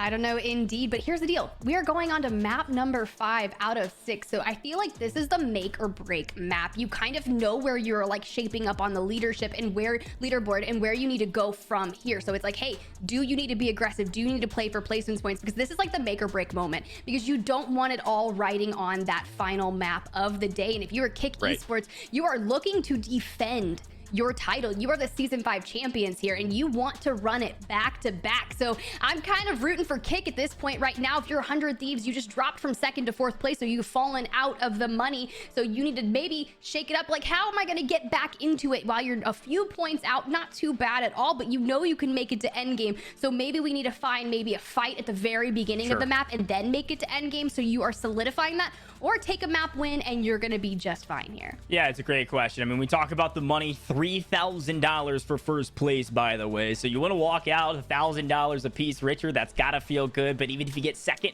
$1,500 your way. And hey, even third, $500. That's a great day in the office here in the Apex Legends Arena. Let's talk about 100 Thieves for a second, because I love the conversation of the way they've been playing. We've talked about them a lot. Looking at their draft spots on the map, they are dropping Skyhook. So the teams that are close to them, Tiff, 69 IQ, and they know that these drop spots were determined beforehand. So if 100 Thieves drop Skyhook, they grab great loot and feel comfortable, they might swing over to Trials, or at the very least the west side of Skyhook, and say, hey, do we want to engage 69 IQ early, take them out, and have an opportunity to climb this leaderboard? Hey, well, we're going to see it happen as these teams are dropping in. Let's go ahead. You know these teams are fighting it out for $5,000, but what if you're a viewer in chat? What if you want to benefit from this as well? I heard there's a nice giveaway that EA has provided some Apex coins. Maybe you can grab yourself some skins. The code word, Goj, is going to be Apex. So if you are in chat, go ahead and make sure you use the word Apex to get entered into that giveaway, because we want you at home, or maybe you're at work and you're just looking to get something out of this. Apex is the way to do it. Apex in chat right now for some EA Apex coins. Yeah, that's all you got to do is type Apex. On the other side, some of these teams are already falling in the meantime of doing that giveaway. Game of Thrones already eliminated early in this map. Now we know they were most likely eliminated by Empire, because they were contesting that drop at Harvester. We saw it go the other way, so Empire maybe grabbed a little bit of revenge this time. But regardless, an early team fight means one team already down and out. Total of 18 squads left in the map.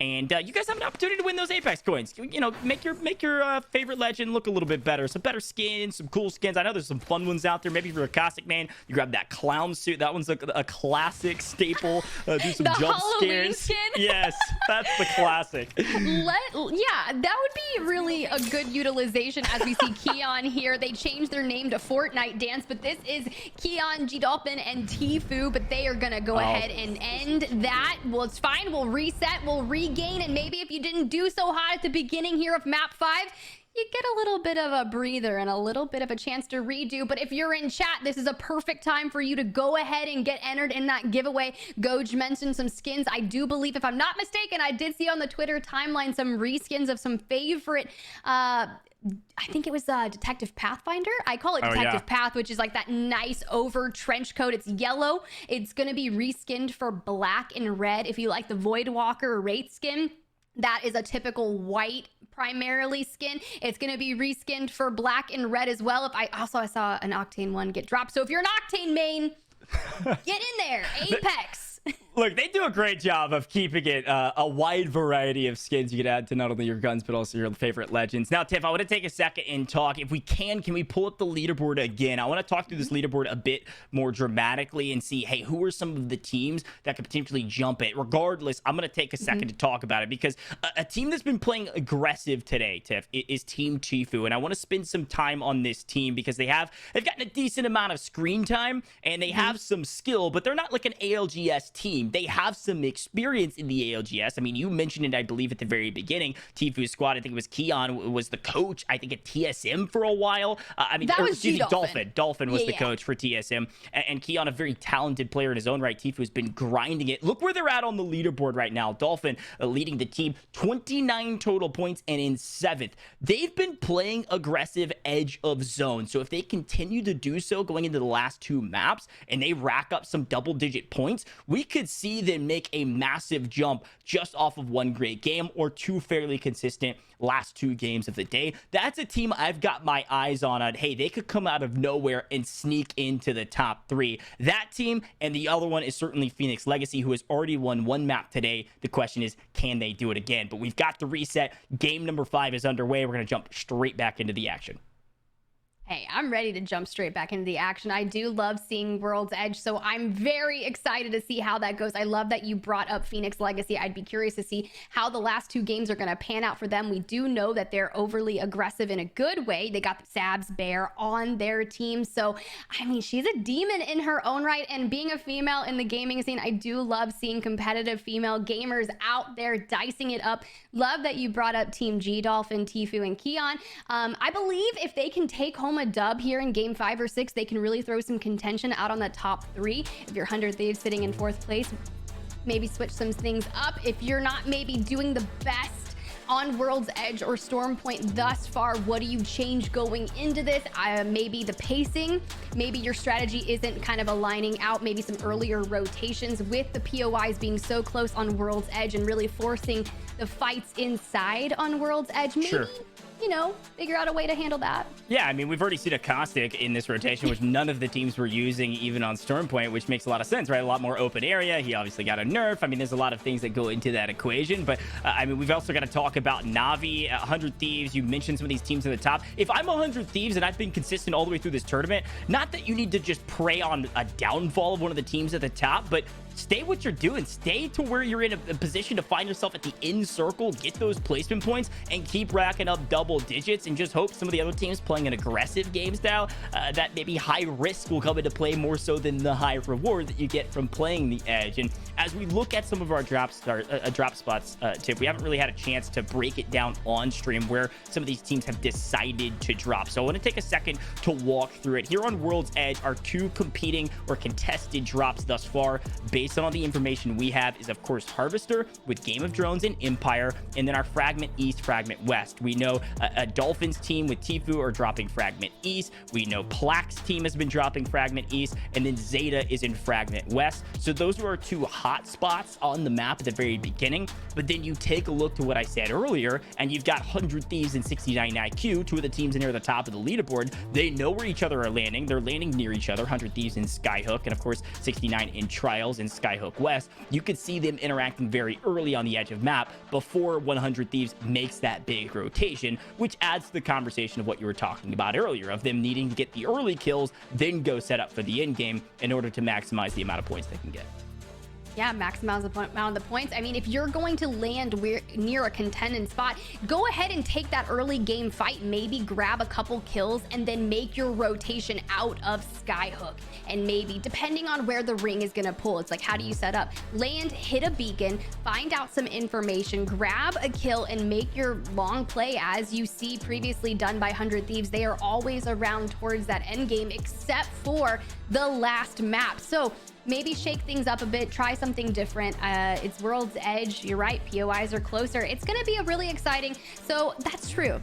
And something I want to note for World's Edge is we're seeing a lot of the different metas. You mentioned Caustic, but here's the deal. We're seeing Bloodhounds, we saw a Fuse, and we're seeing more Cryptos, which are prevalent. So I'm curious to see, you know, we saw the ability of Navi's decision-making coming in on when to push that fight, right? They didn't necessarily go all the way in when they saw that team kind of battling with another team, and they were like, do we third party? But here in World's Edge, third parties aren't just third parties. There's fourth parties, fifth parties. You're fighting the whole lobby at some point.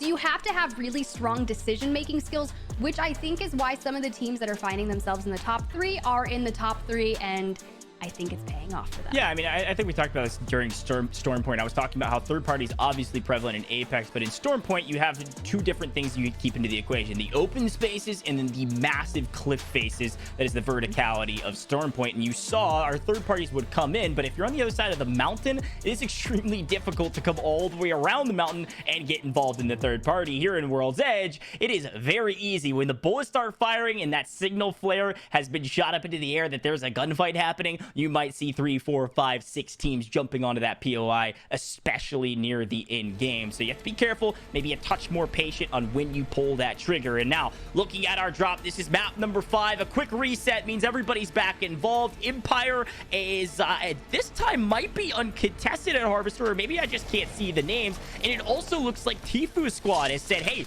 Lava Siphon's wide open. Why don't we head that direction instead? Yeah, I love that Navi is taken to staging because there's a lot of loot over there. But look at Rascals taking the hot zone over in Overlook, which is so far out on the east. And Team G Dolphin and Co in some early engagements here. Keon gonna find himself in a hot lava actually scan going off, going to get the ability to see where those teammates are. Tfue kind of gets some cells off right there, dropping down. Just a P2020 in hand, not what you want to have off drop if you are being contested. I swear I saw the flight patterns. I didn't see anybody else going Lava Siphon. I want to see who this is, and I think it's OP and Djax on the other side of this P2020 from distance. Tfue is able to grab a knock, and it is Empire contested still where they drop, and that is Game of Drones eliminated yet again by Empire over in the Harvester area. So I can only imagine Game of Drones might change it up for the last map today, but the question is, who is this team that Tfue Squad is shooting at, and will they grab the full team elimination or just a couple knocks to make the other team scurry away and say, hey, this is our spot, we're gonna hold it? And nope, they're still here, and they're able to grab some early quick knocks and downs. ANC outplayed, fully eliminated from this lobby, the second team to be eliminated. And I was gonna say, I didn't see ANC drop where they had traditionally said they were going to. They might have also said, hey, Siphon's open, let's go there, and then we're unaware that, hey, Tfue and company have made the exact same decision and are making that push this direction. So a good early team fight by Tfue, and that's kind of adding to the question, the conversation I had around this squad. Early gunfights, early kills, you could see them jump up this leaderboard dramatically.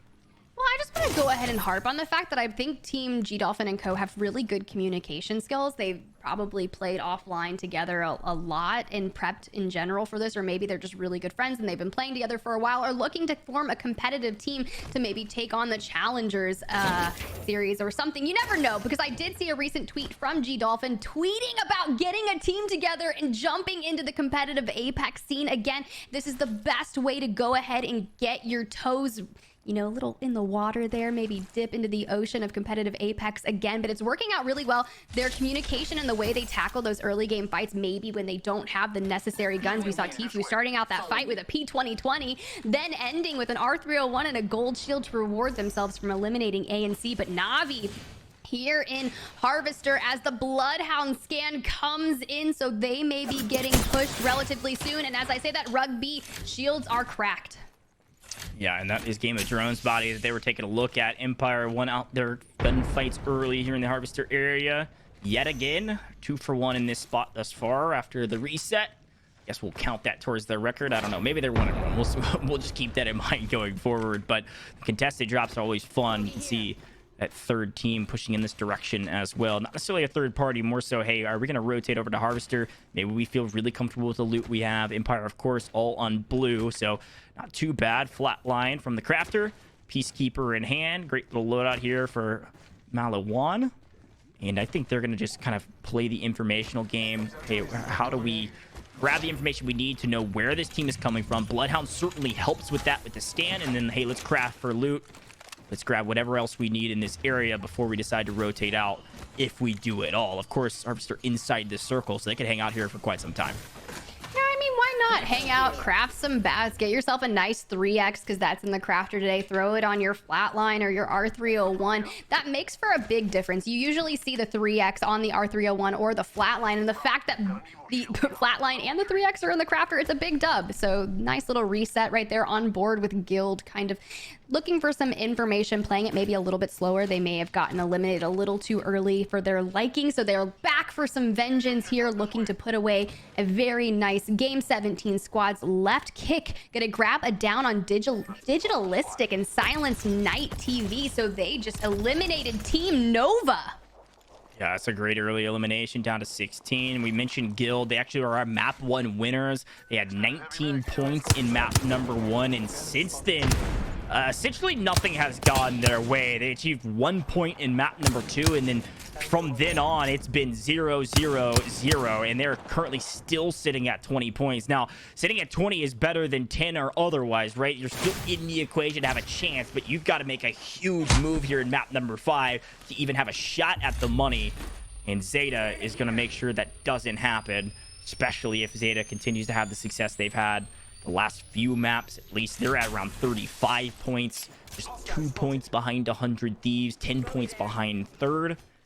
They're looking to surmount some of these other squads that are starting to pull away. Of course, our top 3, 69 IQ after their last map victory, up to 50 total points. Kick right behind at 46. Navi at 45. And then that drop-off I mentioned of only 8 points, but 8 points becomes a lot more sizable here in map number 5. 37 for 100 Thieves, Zeta at 35. Yeah, definitely. And look at this. Zeta pushing out of Fragment East, looking to go on the aggression. This is what they need. They need some early kills and then to make it to long game. But hey, before this fight gets into gear, if they're going to kind of pick at them, maybe some poke fighting here, disturb the bears in a sense, I'm going to go ahead and drop a nice keyword first. Maybe some more Apex coins if you guys are interested. Code word is going to be BoomTV. All one word, no spaces. That's BOOMTV as Zeta. Dropping down, maybe get some shields under the bridge. Kind of a little troll bridge right there. Yeah, that's a quick gloss over, by the way. Apex coins are sick. Go get your chance at winning some by dropping that BoomTV in the chat. Super important. And, well, unfortunately, it looks like the Sid's getting dropped in on as they've got the caustic gas out in the teleporter from the raid. They're able to get all the way across, replate back up, get those shields back up, and then maybe re-enter into this fight and hold this position. This is exactly what you want to do with that raid caustic combo. You've got the gas to cover your entryways, to cover the advances into the buildings, and then you utilize the raid to teleport out should you need to. And it looks like the enemies are going to play the aggressive teleport into this building and, well, excuse me, into this little car train area. And should the enemies come through the teleporter, they're going to be met with the rude awakening of some of this gas. And also at the end of a gun barrel. This is going to be a fun fight to watch because of the utilization of the teleporters. I love that. They literally portaled in. So honestly, if you really want to, I love that their caustic kind of dropped the trap nearby their portal, but this may be Rascals on the other side of the team that was holed up inside that building. You don't want to push in a small space when someone has a caustic, because the last thing you want is that caustic to drop their ult and you are just kind of stuck. You move a little slower, your health starts ticking. But look at Rascals. They have a crypto. They're gonna utilize that drone, but as I say that, it's Ascend using a crypto to get some information. And maybe you can, okay, here's the deal. One of my favorite things about crypto is you don't have to manually use your body to scan a beacon. You can utilize the drone to scan as the rats are making their way towards a fight. I think we're gonna end up seeing half the lobby fighting. I'm excited to see it. Second circle, we're seeing some more gunfights in not even really mid-game yet. You can see their opponents taking the high ground. This is Team 18. This is Sabs. They've got a great position here from distance, potentially even going to zip down into the equation, as it looks like Valkyrie, Horizon, Gibby combo. Haven't seen Horizon yet. I was surprised to not see a ton of Horizons actually in Stormpoint. With the verticality that it offers, Horizon can oftentimes be very valuable to traverse it, but here in World's Edge, certainly still useful. It'll be a fun comp to watch. Of course, Sav's been putting on a show today with all 3 of their players. This is a team that is on the fringe trying to make it into the top 3. Let's check this quadrant. Definitely, I'd be curious to see what Phoenix Legacy is going to do, but it looks like Na'Vi was just taken out. Na'Vi was fighting Team Empire, but another team came in and eliminated them, and that team's going to be Zeta, and they also, in the kill feed, took out Team Empire. What a brilliantly timed third party for them. If you're Team Zeta, you're doing everything that you needed to be doing with a well-timed third party, looking to get into that top 3 because they are currently sitting in 5th place with 35 points. Oh, it's a great call and a huge pickup by Zeta. Killing Na'Vi, who is in 3rd at 45 points, 10 points ahead of you, is assuring they're not achieving any placement points or hardly any, if that matter. They're not achieving a ton of kills. You're getting the extra points added to your resume. Now the question is for Zeta, can we stay alive? It's certainly the same question here for Point Panic, as unfortunately they're not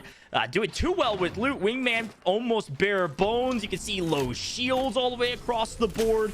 Tony trying to stay alive, had to throw the gimme shield early. Bombardment coming in as well. This is providing them the cover to stay alive and back up to this cover.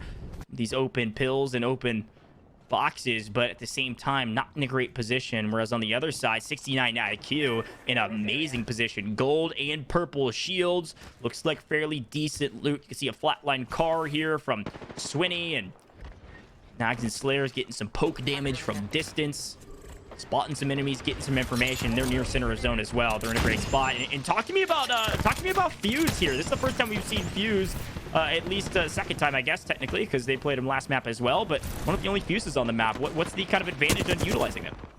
Nades. 100% nades. As you see the ult coming in, Fuse has the ability to stack grenades, which we used to see. It was a standard in Apex where you can only now hold 1 nade, as the R301 coming in from Guild Horizon absolutely eating. Gonna go ahead and crack that shield on the Fuse player, but they have the ability. Their Q is annoying. Fuse's Q is definitely annoying and can kind of really cause some damage and just slow you down a little bit, but the ability to stack the 2 nades in the place of 1, you can constantly bombard people with arc stars, and there's just only so much you can do to get away from that. You see Guild trying to kind of mountain goat their way up here on Epicenter, get height and maybe get some information on the bridge. The shots coming out from the Wingman on Silta, but Matafe going down. That's going to be their gibby, so no bubble is going to be able to come in and save them. Can the Wraith grab the res? But they are going to get shot in the back, and if I'm not mistaken, that's from a charge rifle. So 69 IQ really putting in the work on Guild.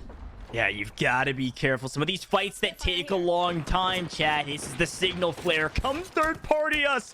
We want to die. If you can't take out the enemies quickly, or you don't have an exit strategy, you might find yourself in a very tough position, like the opposite side of Slayer's Wingman barrel. Doesn't miss a shot. Guild, I believe, has been fully eliminated. Guild was one of the teams that's been struggling in the latter half of this tournament. They made it to top 12. Not enough to really move the needle in their direction. Hopefully a few points at the very least, but 69 IQ looking incredibly strong, continuing their momentum forward. A few kills between the 3 of them, about to be into the top 10 teams. About to be in the top 10 teams indeed, as some teams are trying to take a little bit of poke fighting at him. Shots underway. Nox kind of going under fire, has no shields, but let's talk about 69 IQ Slayers here. This person is absolutely demoing with the Wingman as the crack comes in with the Q. The Valk ult coming in, gonna go ahead and cancel that out and retreat into the storm. It's still ring 3, so you have the ability to tank this a little bit more once it gets towards ring 4. You're not gonna see a lot of people doing some rotations to the ring unless it's a small one, but I love the decision to kind of back up into Epicenter, maybe heal up, get your shields into par, and reposition yourselves on the other side of the fight. Brilliant call out. Unfortunately, they're gonna be shot down, so poke fighting coming in. You'll see Tfue and co currently eliminating Point Panic. They are now out of this lobby. 10 teams left, and they just need to find themselves a way back into the ring. If they can heal up, maybe utilize the Valk ult and really completely reposition themselves. I think that's what they might be doing, because they're kind of all centering around the Valk right now.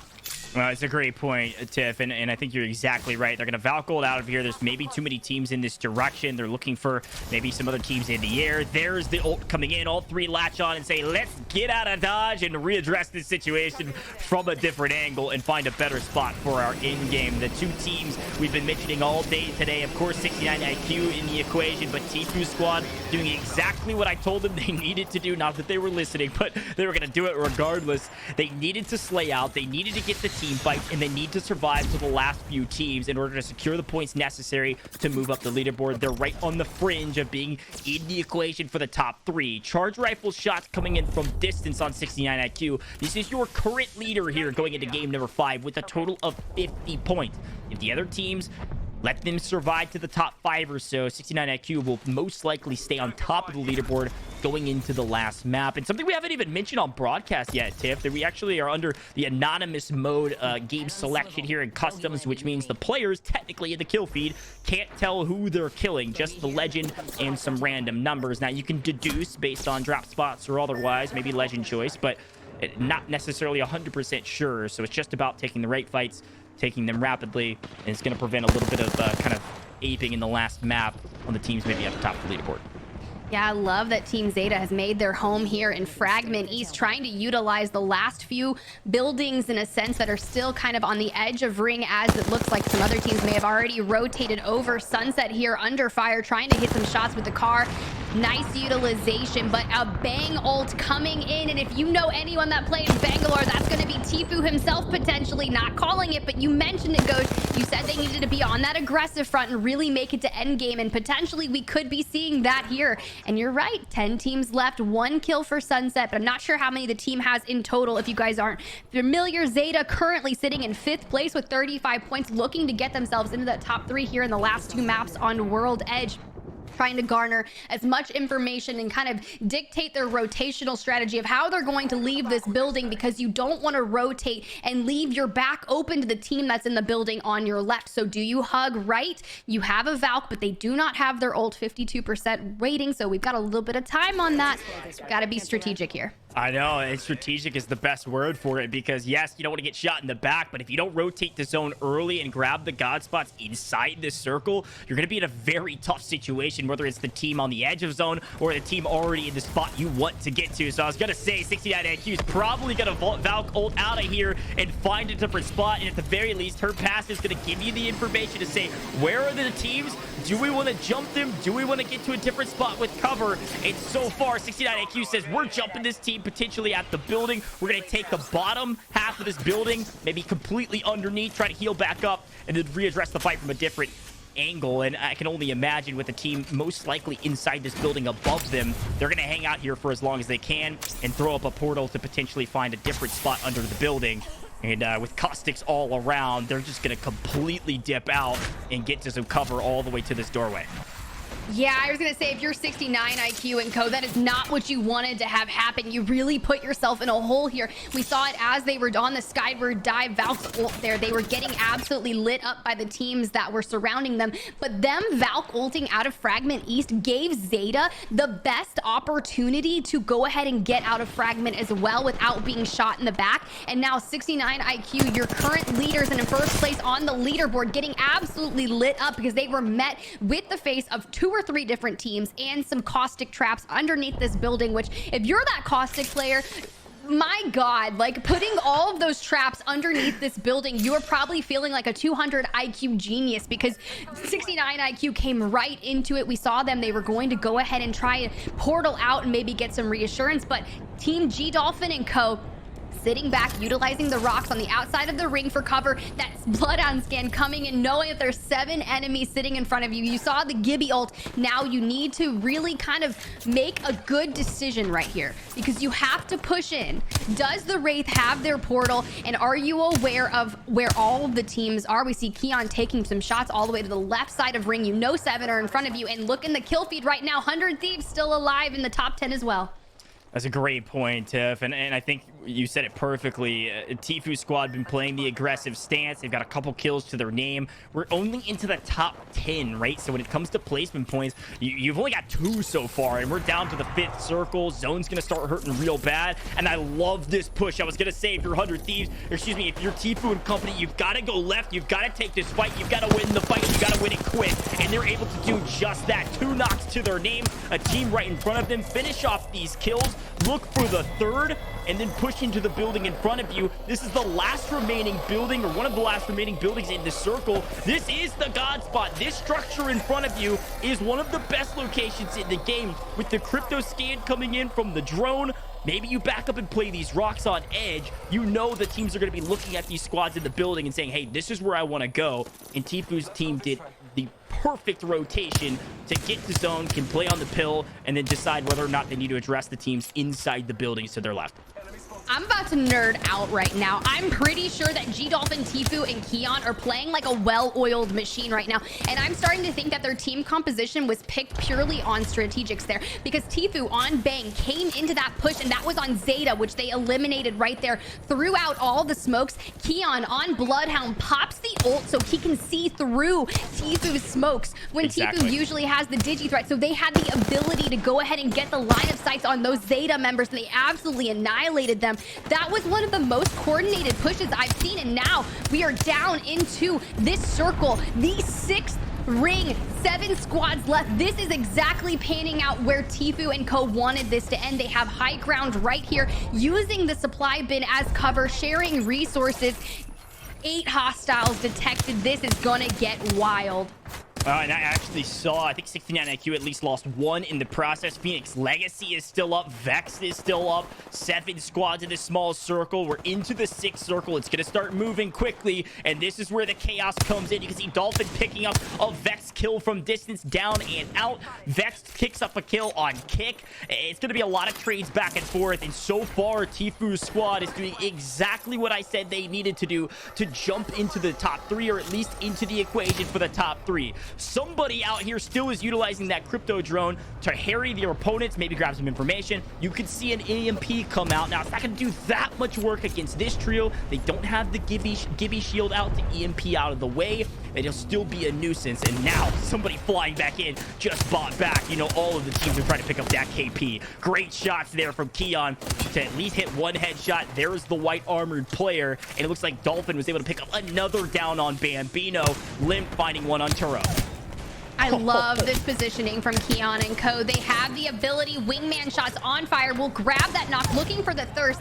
They know the team had to push out of that building because, as you see, they're still on the high ground as this ring begins to close. We see the call out from Keon. It's, hey, look to your left, sharing that ammo. So the resources are being depleted. 10 hostiles detected, and the move is on. They are rotating steel to the left, looking for any bit of resources they can find. Here's what I want to see happen. I want to see a portal play from G-Dolphin. No, I totally agree. They've got at least 7 kills. This is a potentially massive game. This is where the placement points start racking up. Every single place will net you at least 1, if not 2, if not 3. So watch that top right-hand corner with us and see who they're able to knock. Keon is not missing with that wingman. EMP proving extremely frustrating. Maybe a bit more frustrating than they or I anticipated. But the Bloodhound ult and the smoke. This is exactly what you love to see as this duo, this trio, working together in tandem. They've lost Keon, but both Dolphin and Tfue are both up, and now Phoenix Legacy, Sabs, all 3 alive. They've got the horizon out. They lifted up into the air. They've got the height advantage for but a moment. The team down below, great shots with the wingman. Sabs isn't missing. She's able to find 1, find 2. Teammates around the corner looking for the final fight. Phoenix Legacy could do it right here. All 3 alive. They're able to take it. Phoenix Legacy, your first 2 map winners, map number 5 and map number 2. Fantastic job, Phoenix Legacy, getting back into the equation and moving up this leaderboard. What an incredible final circle.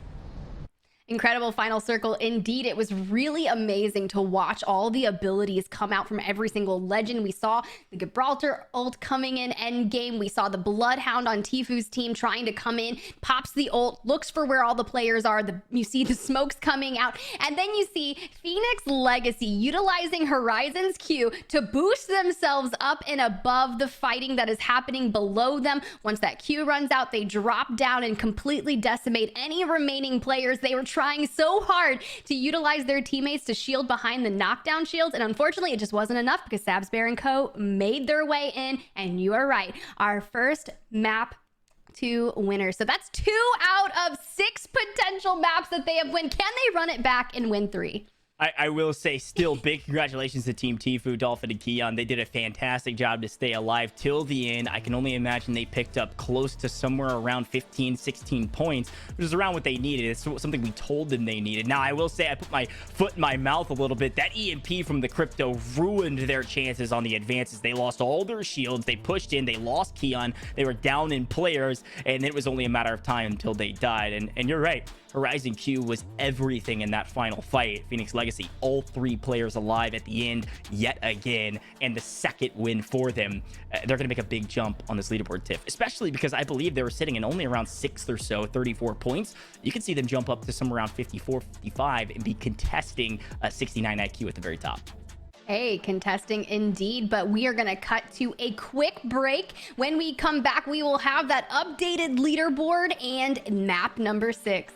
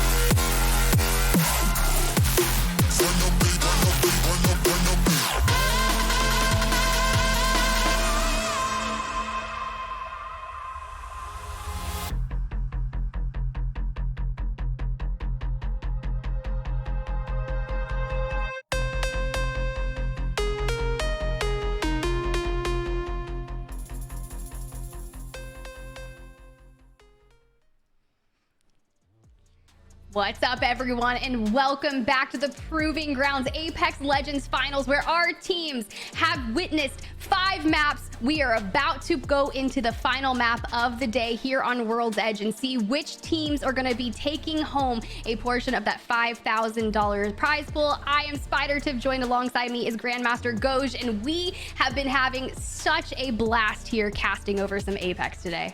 Oh, Tiff, I've been having so much fun, and the teams make it so easy to have fun because of the aggressive stance they're taking. So many team fights all the way across the board. But one of the things that we've seen versus Storepoint and World's Edge is there's more teams lasting till the final circle, and maybe that's because of the amount of cover that's in the final circle, the amount of cover that is available between the different POIs and the rotations you can make. Maybe you're not getting cut out in the open as much, but all I know is when those gunfights start happening, it's the signal flare of third parties, fourth parties, fifth parties coming in and all fighting each other. It was a very fun last circle. I mean, huge shout out to Phoenix Legacy, of course, for winning map number 5 and number 2, but a big win in map number 5 is going to push them up the leaderboard. Now, our admins are still calculating the scores, so we'll bring that to you as soon as we can, but I can only imagine we're going to see a big jump, of course, from Phoenix Legacy, as well as, of course, Tfue squad. And as I say that, hey, guess what? We have it. And Phoenix Legacy not only made a big jump, but jumped all the way to the top. Tip,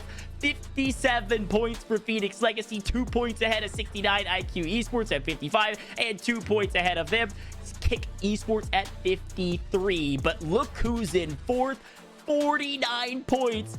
Dolphin, Tfue, Keon, they're in the money. They're in the running for the money, just a few points behind third place. Look, I knew you were calling it the entire run of map number 5. You were like, this is what needs to happen on this make or break map. Can they put in the work and make it happen? And they are. They are in the running to find themselves breaking through that top 3. But here we are. We have that early fight. The Rascals are under fire here in their drop zone. So can they make Overlook and survive this area? I'm curious to see who kind of contested them, as Denze makes a nice little rotation to get back towards their team and maybe still loot up, find some shotguns, you know, maybe get some things going. You got the Wingman R9, which is like such a typical meta as you find a nice headshot, gets that down. In the kill feed, we see Keon and Co popping off as well. They look like they're contending early with ANC, and that is going to be a down right there on Tony Boy. I'm not really remembering the team name correctly, but that's Tony Boy, and a team will be eliminated. But here we are, Rascals looking amazing early on. This is game number 6 if you are just joining us. So after this, there will be absolutely no more. It is all or nothing. You have to show out here if you want to find yourself in the money. Yeah, and one of the teams that got eliminated with Tony Boy was Point Panic. They needed a big win here in map number 6 to have a chance at the money and move up the leaderboard, but unfortunately, first team out, so they will fall and have to watch this last map. But still, I'm glad they were able to be involved. One of our only 3 NA teams today. Org based out of Hawaii, great org to take a look out for in future performances. But another team elimination, Denze finds fragging and gets the kill, no problem. I love Alpha that as the well. Horizon was trying to run, uses the Q to grab high ground, and then Alpha Draft says, nah, not today. I'm going to take your Q and I'm going to chow you on that. Hits every R9 shot and makes it look super easy. So maybe I need to recruit Alpha Draft as a Gibby on my team for ranked as I grind 2 diamond and potentially hit masters. I'm scouting right here. I'm like, who can I play with? Who's going to get me out of Plat 2? No, I mean, to be honest, I mean, people like, of course, Valkyrie, everybody knows that, but Horizon has been entering the meta recently because of that very thing, right? The grab lift to get into positions, utilize high ground advantageously, and then of course the final circle that Phoenix was able to put on, huge advantage. But as we enter into a gunfight with Zeta, this is a gunfight they have to win. This is a make or break moment for Zeta, who's trying to make their way into the money, currently sitting at about 5th place or so. Make or break indeed, because we're into the 6th game. This is the last map of the day, and we've lost Taskmaster. It's up to Division and company to win this gunfight on the other side. Truman, Turo, Zilak, they're looking to win this gunfight as well. Massive R301, they're very kitted up, and I can only imagine their opponents have backed out of this fight and trying to regain from a different angle. Yeah, I think that's something that's going to be really critical here, is your ability to like know when you need to disengage from a fight. If you lose a player on your team early on, you're not in placement points, you're in contention to try and get into that money. Play it smart, you know. This team here is obviously kitted out. You don't want to push a team with shotguns. And as I say that, fire comes in from the upper level. Maybe it was just a pause. Valkyrie gonna have the shield cracked. Truman moving in, trying to find maybe a down as they, well, Zilak gets traded out. That comes in, another down to be found. This is just a very highly interesting, but there it goes. Team is going to be eliminated. Truman, your new kill leader with 3 kills early on. 14 teams remaining here in game number 6. Yeah, and that's Plactodum, our only South American team competing today. Some early success in this map. They certainly need it. They're somewhere around middle of the pack, maybe low middle of the pack, only 16 total points. So they're going to need a big push here. And if they were to drop theoretically a 25-point game or so, they're not going to make it into the money, but a much more respectable position. And they could certainly ruin some people's day, like the team they just wiped. So we'll see if they continue to stay aggressive. I can only imagine they will. Now, chat, we're not going to say the word yet. I want you guys to prepare for it as we enter into this gunfight. We do have one more giveaway, all right? One more giveaway. So get prepped. Start watching, listening. Turn up your audio a little bit so you can listen into the keyword. We'll give it to you right after this next couple fight or so with Empire. And type that in, win some Apex coins, kit out your legends at home. Maybe try some of these strats you've seen some of the teams implement here on World's Edge to your success. But Empire loots up. They've cleared out the vault, and they're going to continue on their merry way, maybe running off the team opposing them. Yeah, the thing is with vaults, they can be such choke points as you're manipulating your way through these areas, because you never know. Once you unlock that vault, if you're going into a team fight in there, you just got to get out. You do not want to be caught inside a tunnel fighting, but Empire making their way out, rotating nicely around. And you know what? Maybe I'll drop a nice little hint about that code word for the Apex coins before we see this nice fight between Alliance and Co. Maybe your kill leader, maybe the legend of your kill leader might be a little hint here. Sure. Yeah, we'll keep that in mind. We'll drop it after this gunfight because Alliance has found an enemy in their sights.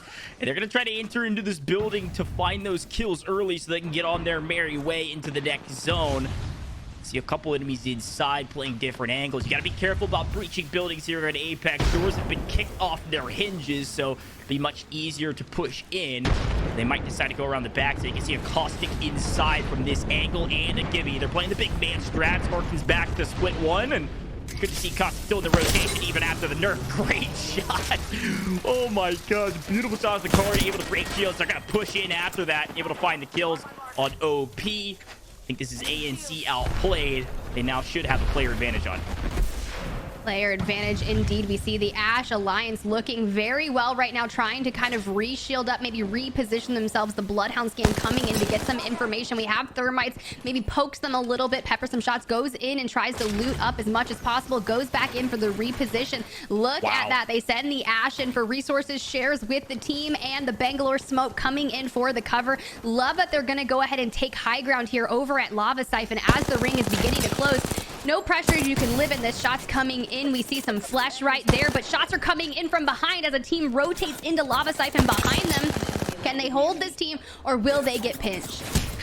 Unreal. The third party from behind is proving a little bit more difficult than they once realized. Now, you can play this zone and this damage from the zone for a long time. If you don't get shot too many times and bleed out, now they should be able to get revived no problem, especially on the immediate stick. I was going to say, you got to jump on that as fast as possible, but first circle doesn't hurt too bad. So if you've got plenty of meds to work with, which it looked like the Ashe was able to supply, of course, shields, but those med kits are going to prove extremely useful for some of these teams fighting edge of zone. It looks like there's quite a few in this area. Now, Tiff, you want to drop the code word for our people at home still waiting on the giveaway? I know they've been patiently waiting for us. You guys are patiently waiting as we see Kick, who was the team third partying their way. They're going to live in the ring a little bit because it is but a flesh wound. Your code word for some EA Apex coins is going to be Wraith. I don't know if any of y'all caught my hint earlier on as we had one of the kill leaders was a Wraith. So make sure you use code word Wraith in chat. And I keep forgetting that chat's on a little bit of a delay. So it's funny when we see the code Wraiths come in about 5 minutes. Meanwhile, Kick doing the absolute most and living in the ring throughout their rotation. This is our third place team currently with 52 points, 5 points out of the lead. So this is a big game for them, looking to pick up some kills and some really great placement points. Kind of want to solidify a win here as they show up, open the door, and the Wraith is going to go down. Gibby bubble has been popped. Now the play is coming in. The defensive bombardment going to be thrown there. critical play of the Gibraltar ult as 2 members of Team Kick will fall. I lied, not fall, just the Wraith. Yeah, code word Gibby Wraith. is making a run for it, but with the ring, they're flashing red. I was like, he's down, and like, no, he's running. Yeah, code word Wraith. Unfortunately, our Wraith is down and out, and they're completely eliminated. There's going to be a difficult wrap here to get back into the equation and grab that banner. Plenty of redeploy beacons around the area that you can theoretically spawn back. It looks like it's Exaco. You can see Exaco come flying back in if they're patient enough. Now, I can only imagine some of these teams might camp this banner for some time, depending, but only time will tell. They've got plenty of meds. It looks like they're just going to hang out here for as long as they can because they know the res could theoretically be imminent. And now, Tiff, we were talking about maybe a more aggressive map number 6, and it looks like there's 2 teams fighting now over the banner. This could be the kind of distraction you need to sneak in from behind, grab the banner, wrap, and either revive here or somewhere else. I can only imagine they might try to just completely relocate somewhere else on the map, especially when you have the Valkyrie at your side. They might just Valkyrie out of here, and nope, instead we've got the Hemlock. We're going to get involved. We're going to try to steal some of this KP. Now they've got the banner. Question is, where do we redeploy? But it does look like actually our friend Kick here, Hiarka, is the kill leader with 4. It's a big game for Kick as they're finishing off some of these kills.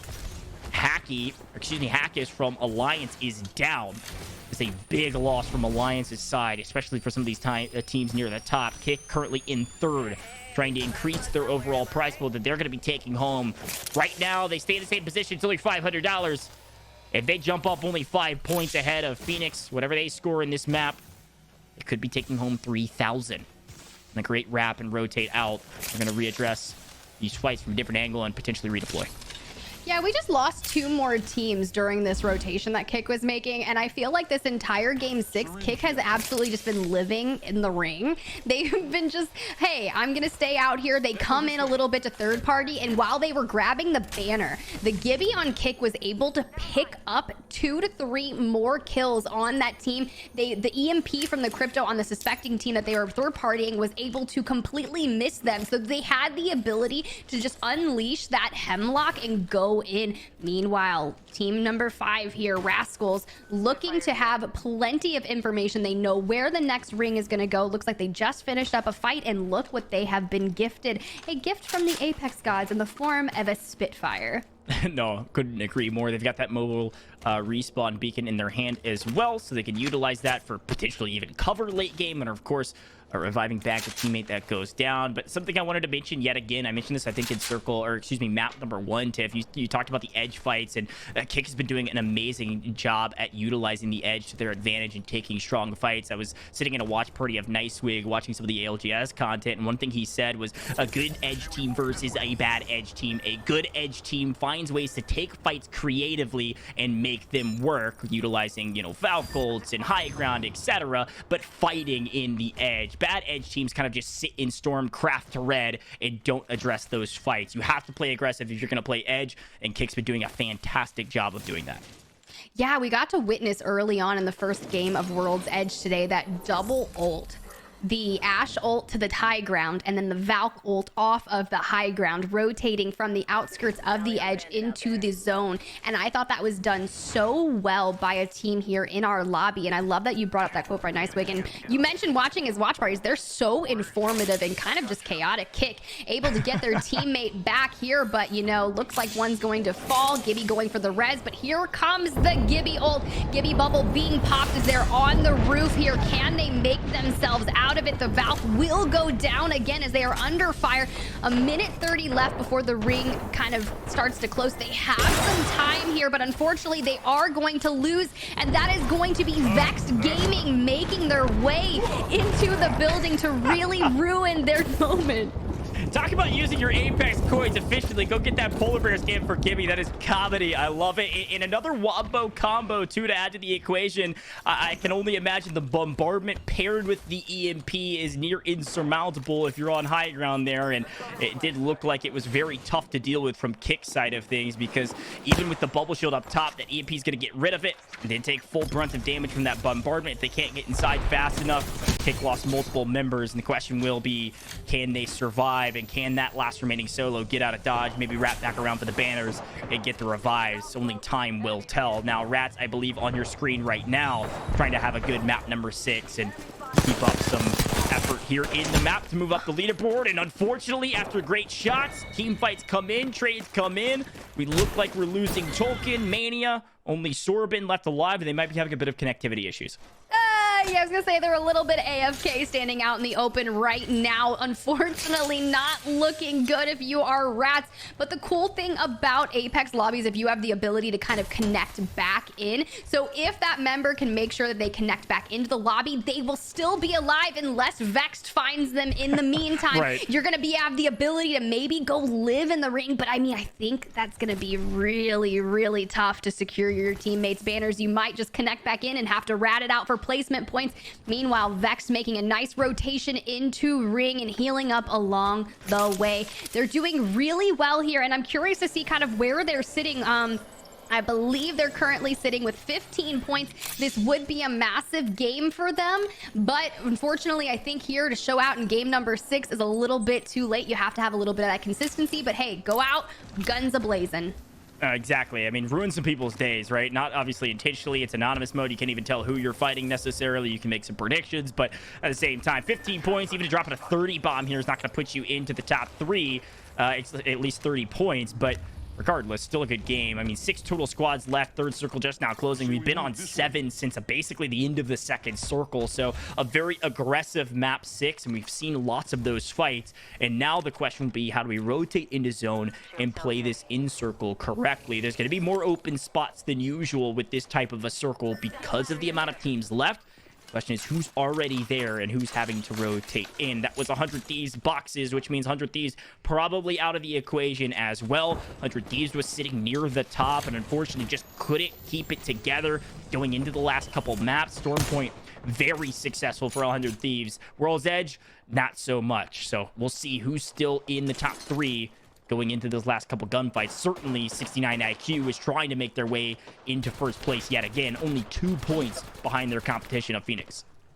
Gosh, I want to chat about this because I know we were talking about potential Skyhook endings, and look where we have made our way. This is Skyhook, baby, and the final circle is going to be the circle building. It's shaping up to be, so I think if you want to go ahead and rotate in, maybe take high ground up there, that's going to be the god spot here. It's really hard to kind of penetrate, but there are some zip lines to put you up to the roof of that building. A 69 IQ is going under fire right now. Plenty of utilities, has 2 bats, but is going to have to use one. But the Wraith coming in to use potentially the ultimate right there. Portal coming in. They need to get into a building and secure a nice final spot in the upcoming ring. I love this. The Fuse right here doing a little bit of dancey dance, waiting for the portal to come through. And they're going to take the second story of this building. But looks like it was occupied. Thermites coming in. They're just going to have to wait it out. You do not want to try and push downstairs. I'd be curious to see what team is down there. 69 IQ Slayers looking for some information as a Bloodhound scan comes in, but you just need to play the game, wait it out. 6 squads remaining. You want to go ahead and secure as many points as you can, potentially a dub, to get that in. Yeah, somebody we haven't seen on screen yet is Tifu's squad, and Dolphin and Kino. I mean, I can only imagine they're down and out if we haven't seen them, because they're trying to make their way into the money. They were sitting in 4th. Now, I know they were running a Bloodhound, so maybe, but without seeing them in the kill feed recently, it could be tough to say. And 69 IQ, it's worth mentioning their drop spot was actually up in this area. They're in the Trials side, at the very least, if not West Skyhook. So they've been hanging out in this area since the very beginning, and their kills kind of reflect that based on what we can see. Playing for placement, certainly successful so far, and if they could win some of these gunfights, they could net themselves to win, depending on where Phoenix is at. So far, so good for this circle. Unfortunately, as it pulls across, you can see, look at where the circle is going to move them to. They're just outside of that zone. They're going to have to make a play into the next circle because this storm hurts.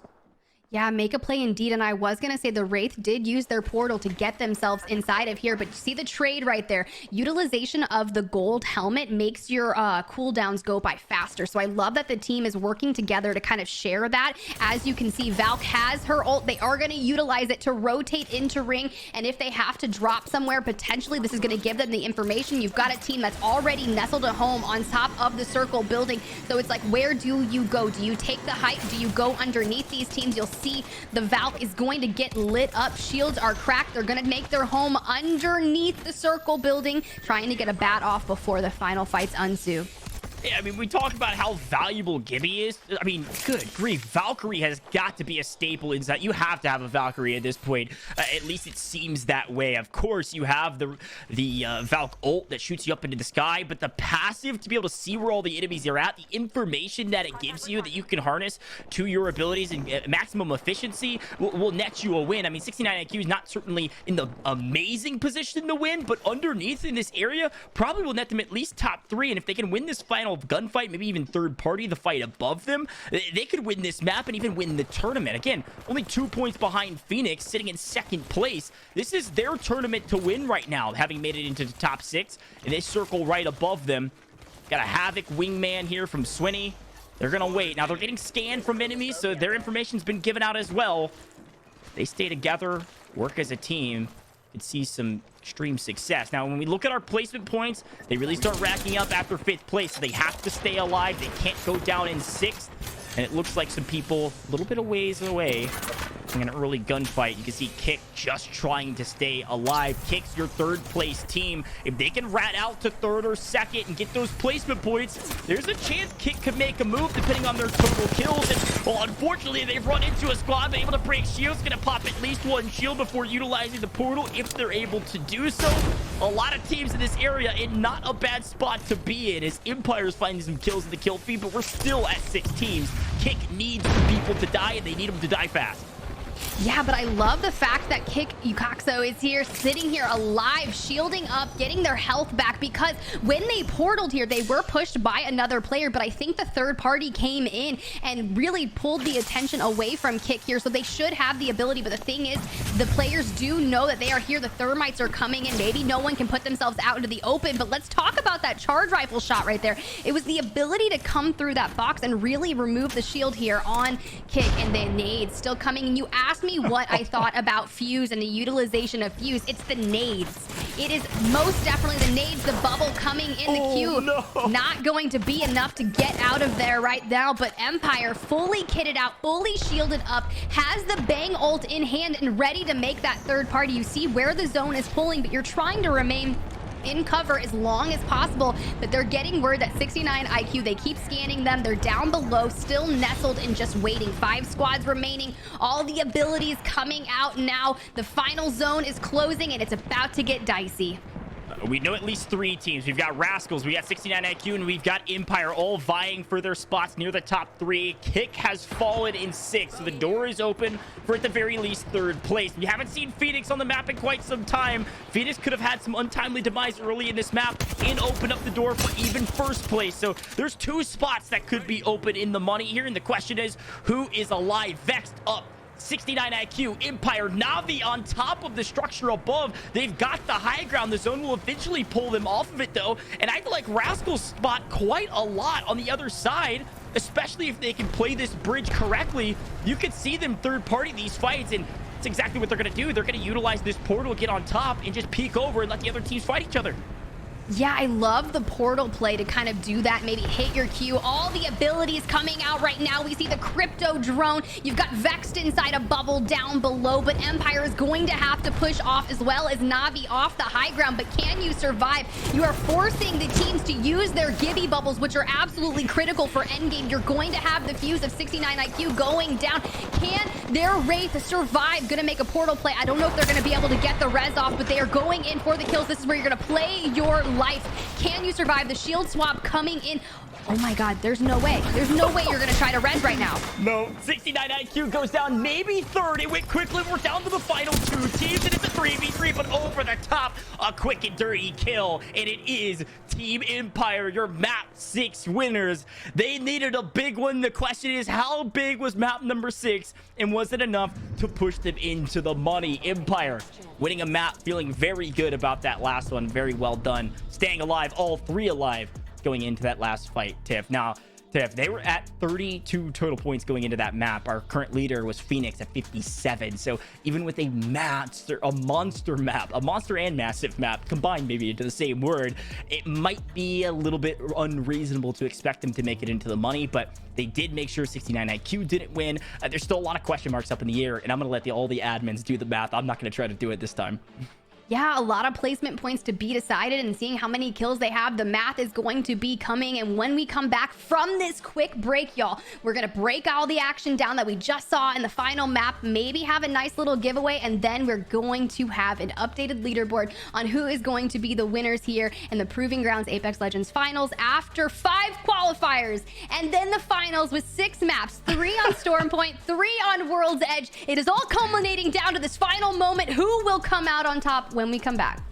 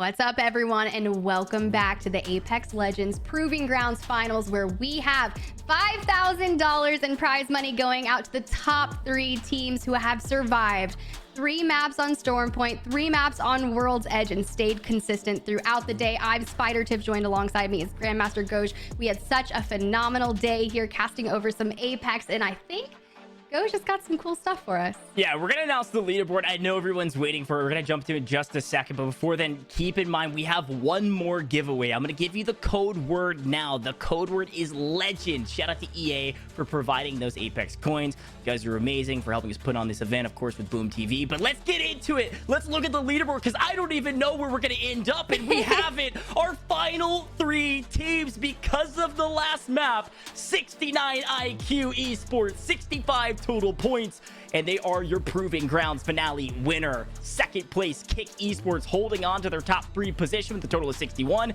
and Phoenix Legacy with only 2 points in the last map, a total of 59 points. And you can see some of the other squads just outside of the money. Rascals, of course, making a huge comeback with a total of 57 points. Team Empire, who won map number 6, I think they dropped the biggest game of the day today by a sizable margin, Tiff. I think it was a 25-point game from Team Empire in game number 6, net them 57 total points, just outside of the money. Just a few more kills and they would have been there. But a huge congratulations to our top 3.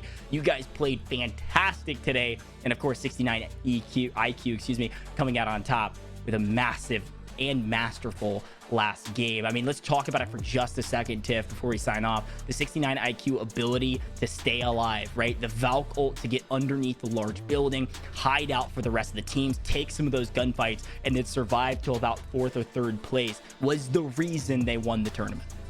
100%. You said it best. We saw the Wraith portal into the second to last ring. That used up their resource right there. Then the Valk ult came in. They were able to get a lot of information. I'm not sure if they were really gunning to take that lower circle building, but honestly, it worked out really well for them. They got the information, but they were getting gunned down on that skyward dive, and the team was doing well with utilizing that gold helmet so they can each charge all of their cooldowns really quickly. We saw the benefit of Fuse with all the nades coming in, but that end circle was just so wild and chaotic. So many Gibby ults, so many bubbles, so many crypto EMPs, and 69 IQ just did the absolute most, holding it out, making the underneath of the circle building their home in Skyhook, and it was absolutely a joy. And I'm so glad that game number 6 could have been that Skyhook ending, because, you know, I wouldn't have wanted to play in such a chaotic ending, but witnessing it here on the desk with you was everything that I could have hoped for. Yeah, there were about 6 different layers you could have been hanging out in, and then of course Rascals across the way on the bridge. I mean, Navi at the very top was doing the best they could, stay alive. They had a great tournament as well. So many teams did fantastic today, but of course, one more massive congratulations, 69 IQ coming out on top, and a fantastic tournament from that trio. Excited to see where you guys end up in a Mia Split 2 whenever we get there. But Tiff, I think that's all we've got. We talk about an incredible tournament, talk about differences between Storm Point and World's Edge. It's fun to see this new map into rotation and how some of the teams decided to execute that map today versus maybe how they executed in ALGS, if they were able to play that, a team like 100 Thieves, etc. Or maybe if you're playing this map for the very first time in a competitive standpoint, maybe if you're one of our EMEA teams that haven't had a chance to play your split 2, then hey, you said, hey, what could we do here that maybe we could do different in the next tournament? Or hey, what's something we did well today that we could carry over to whenever split 2 happens? Regardless, so much fun, and a lot of fun to be in the booth with you, of course, Tiff. You as well, Goj, and one of my favorite games, Apex Legends, and that is it from us. So thank you to everyone behind the scenes, all of our admins and observers and tournament organizers that have worked so tirelessly to put down this amazing event, the finals of Proving Grounds. 5 qualifiers all leading to this moment. Congrats to our winners, all of our players who participated. That's pretty much it for me, y'all. I hope you have an amazing time, and thank you so much for watching this at home. We'll see you guys in the next one. Kill the crows that point the blade. Our voice is a fast change. I never said I would take your side. I just said I would compromise. Well, if you made me put up a fight, I'll fight back till the day I die.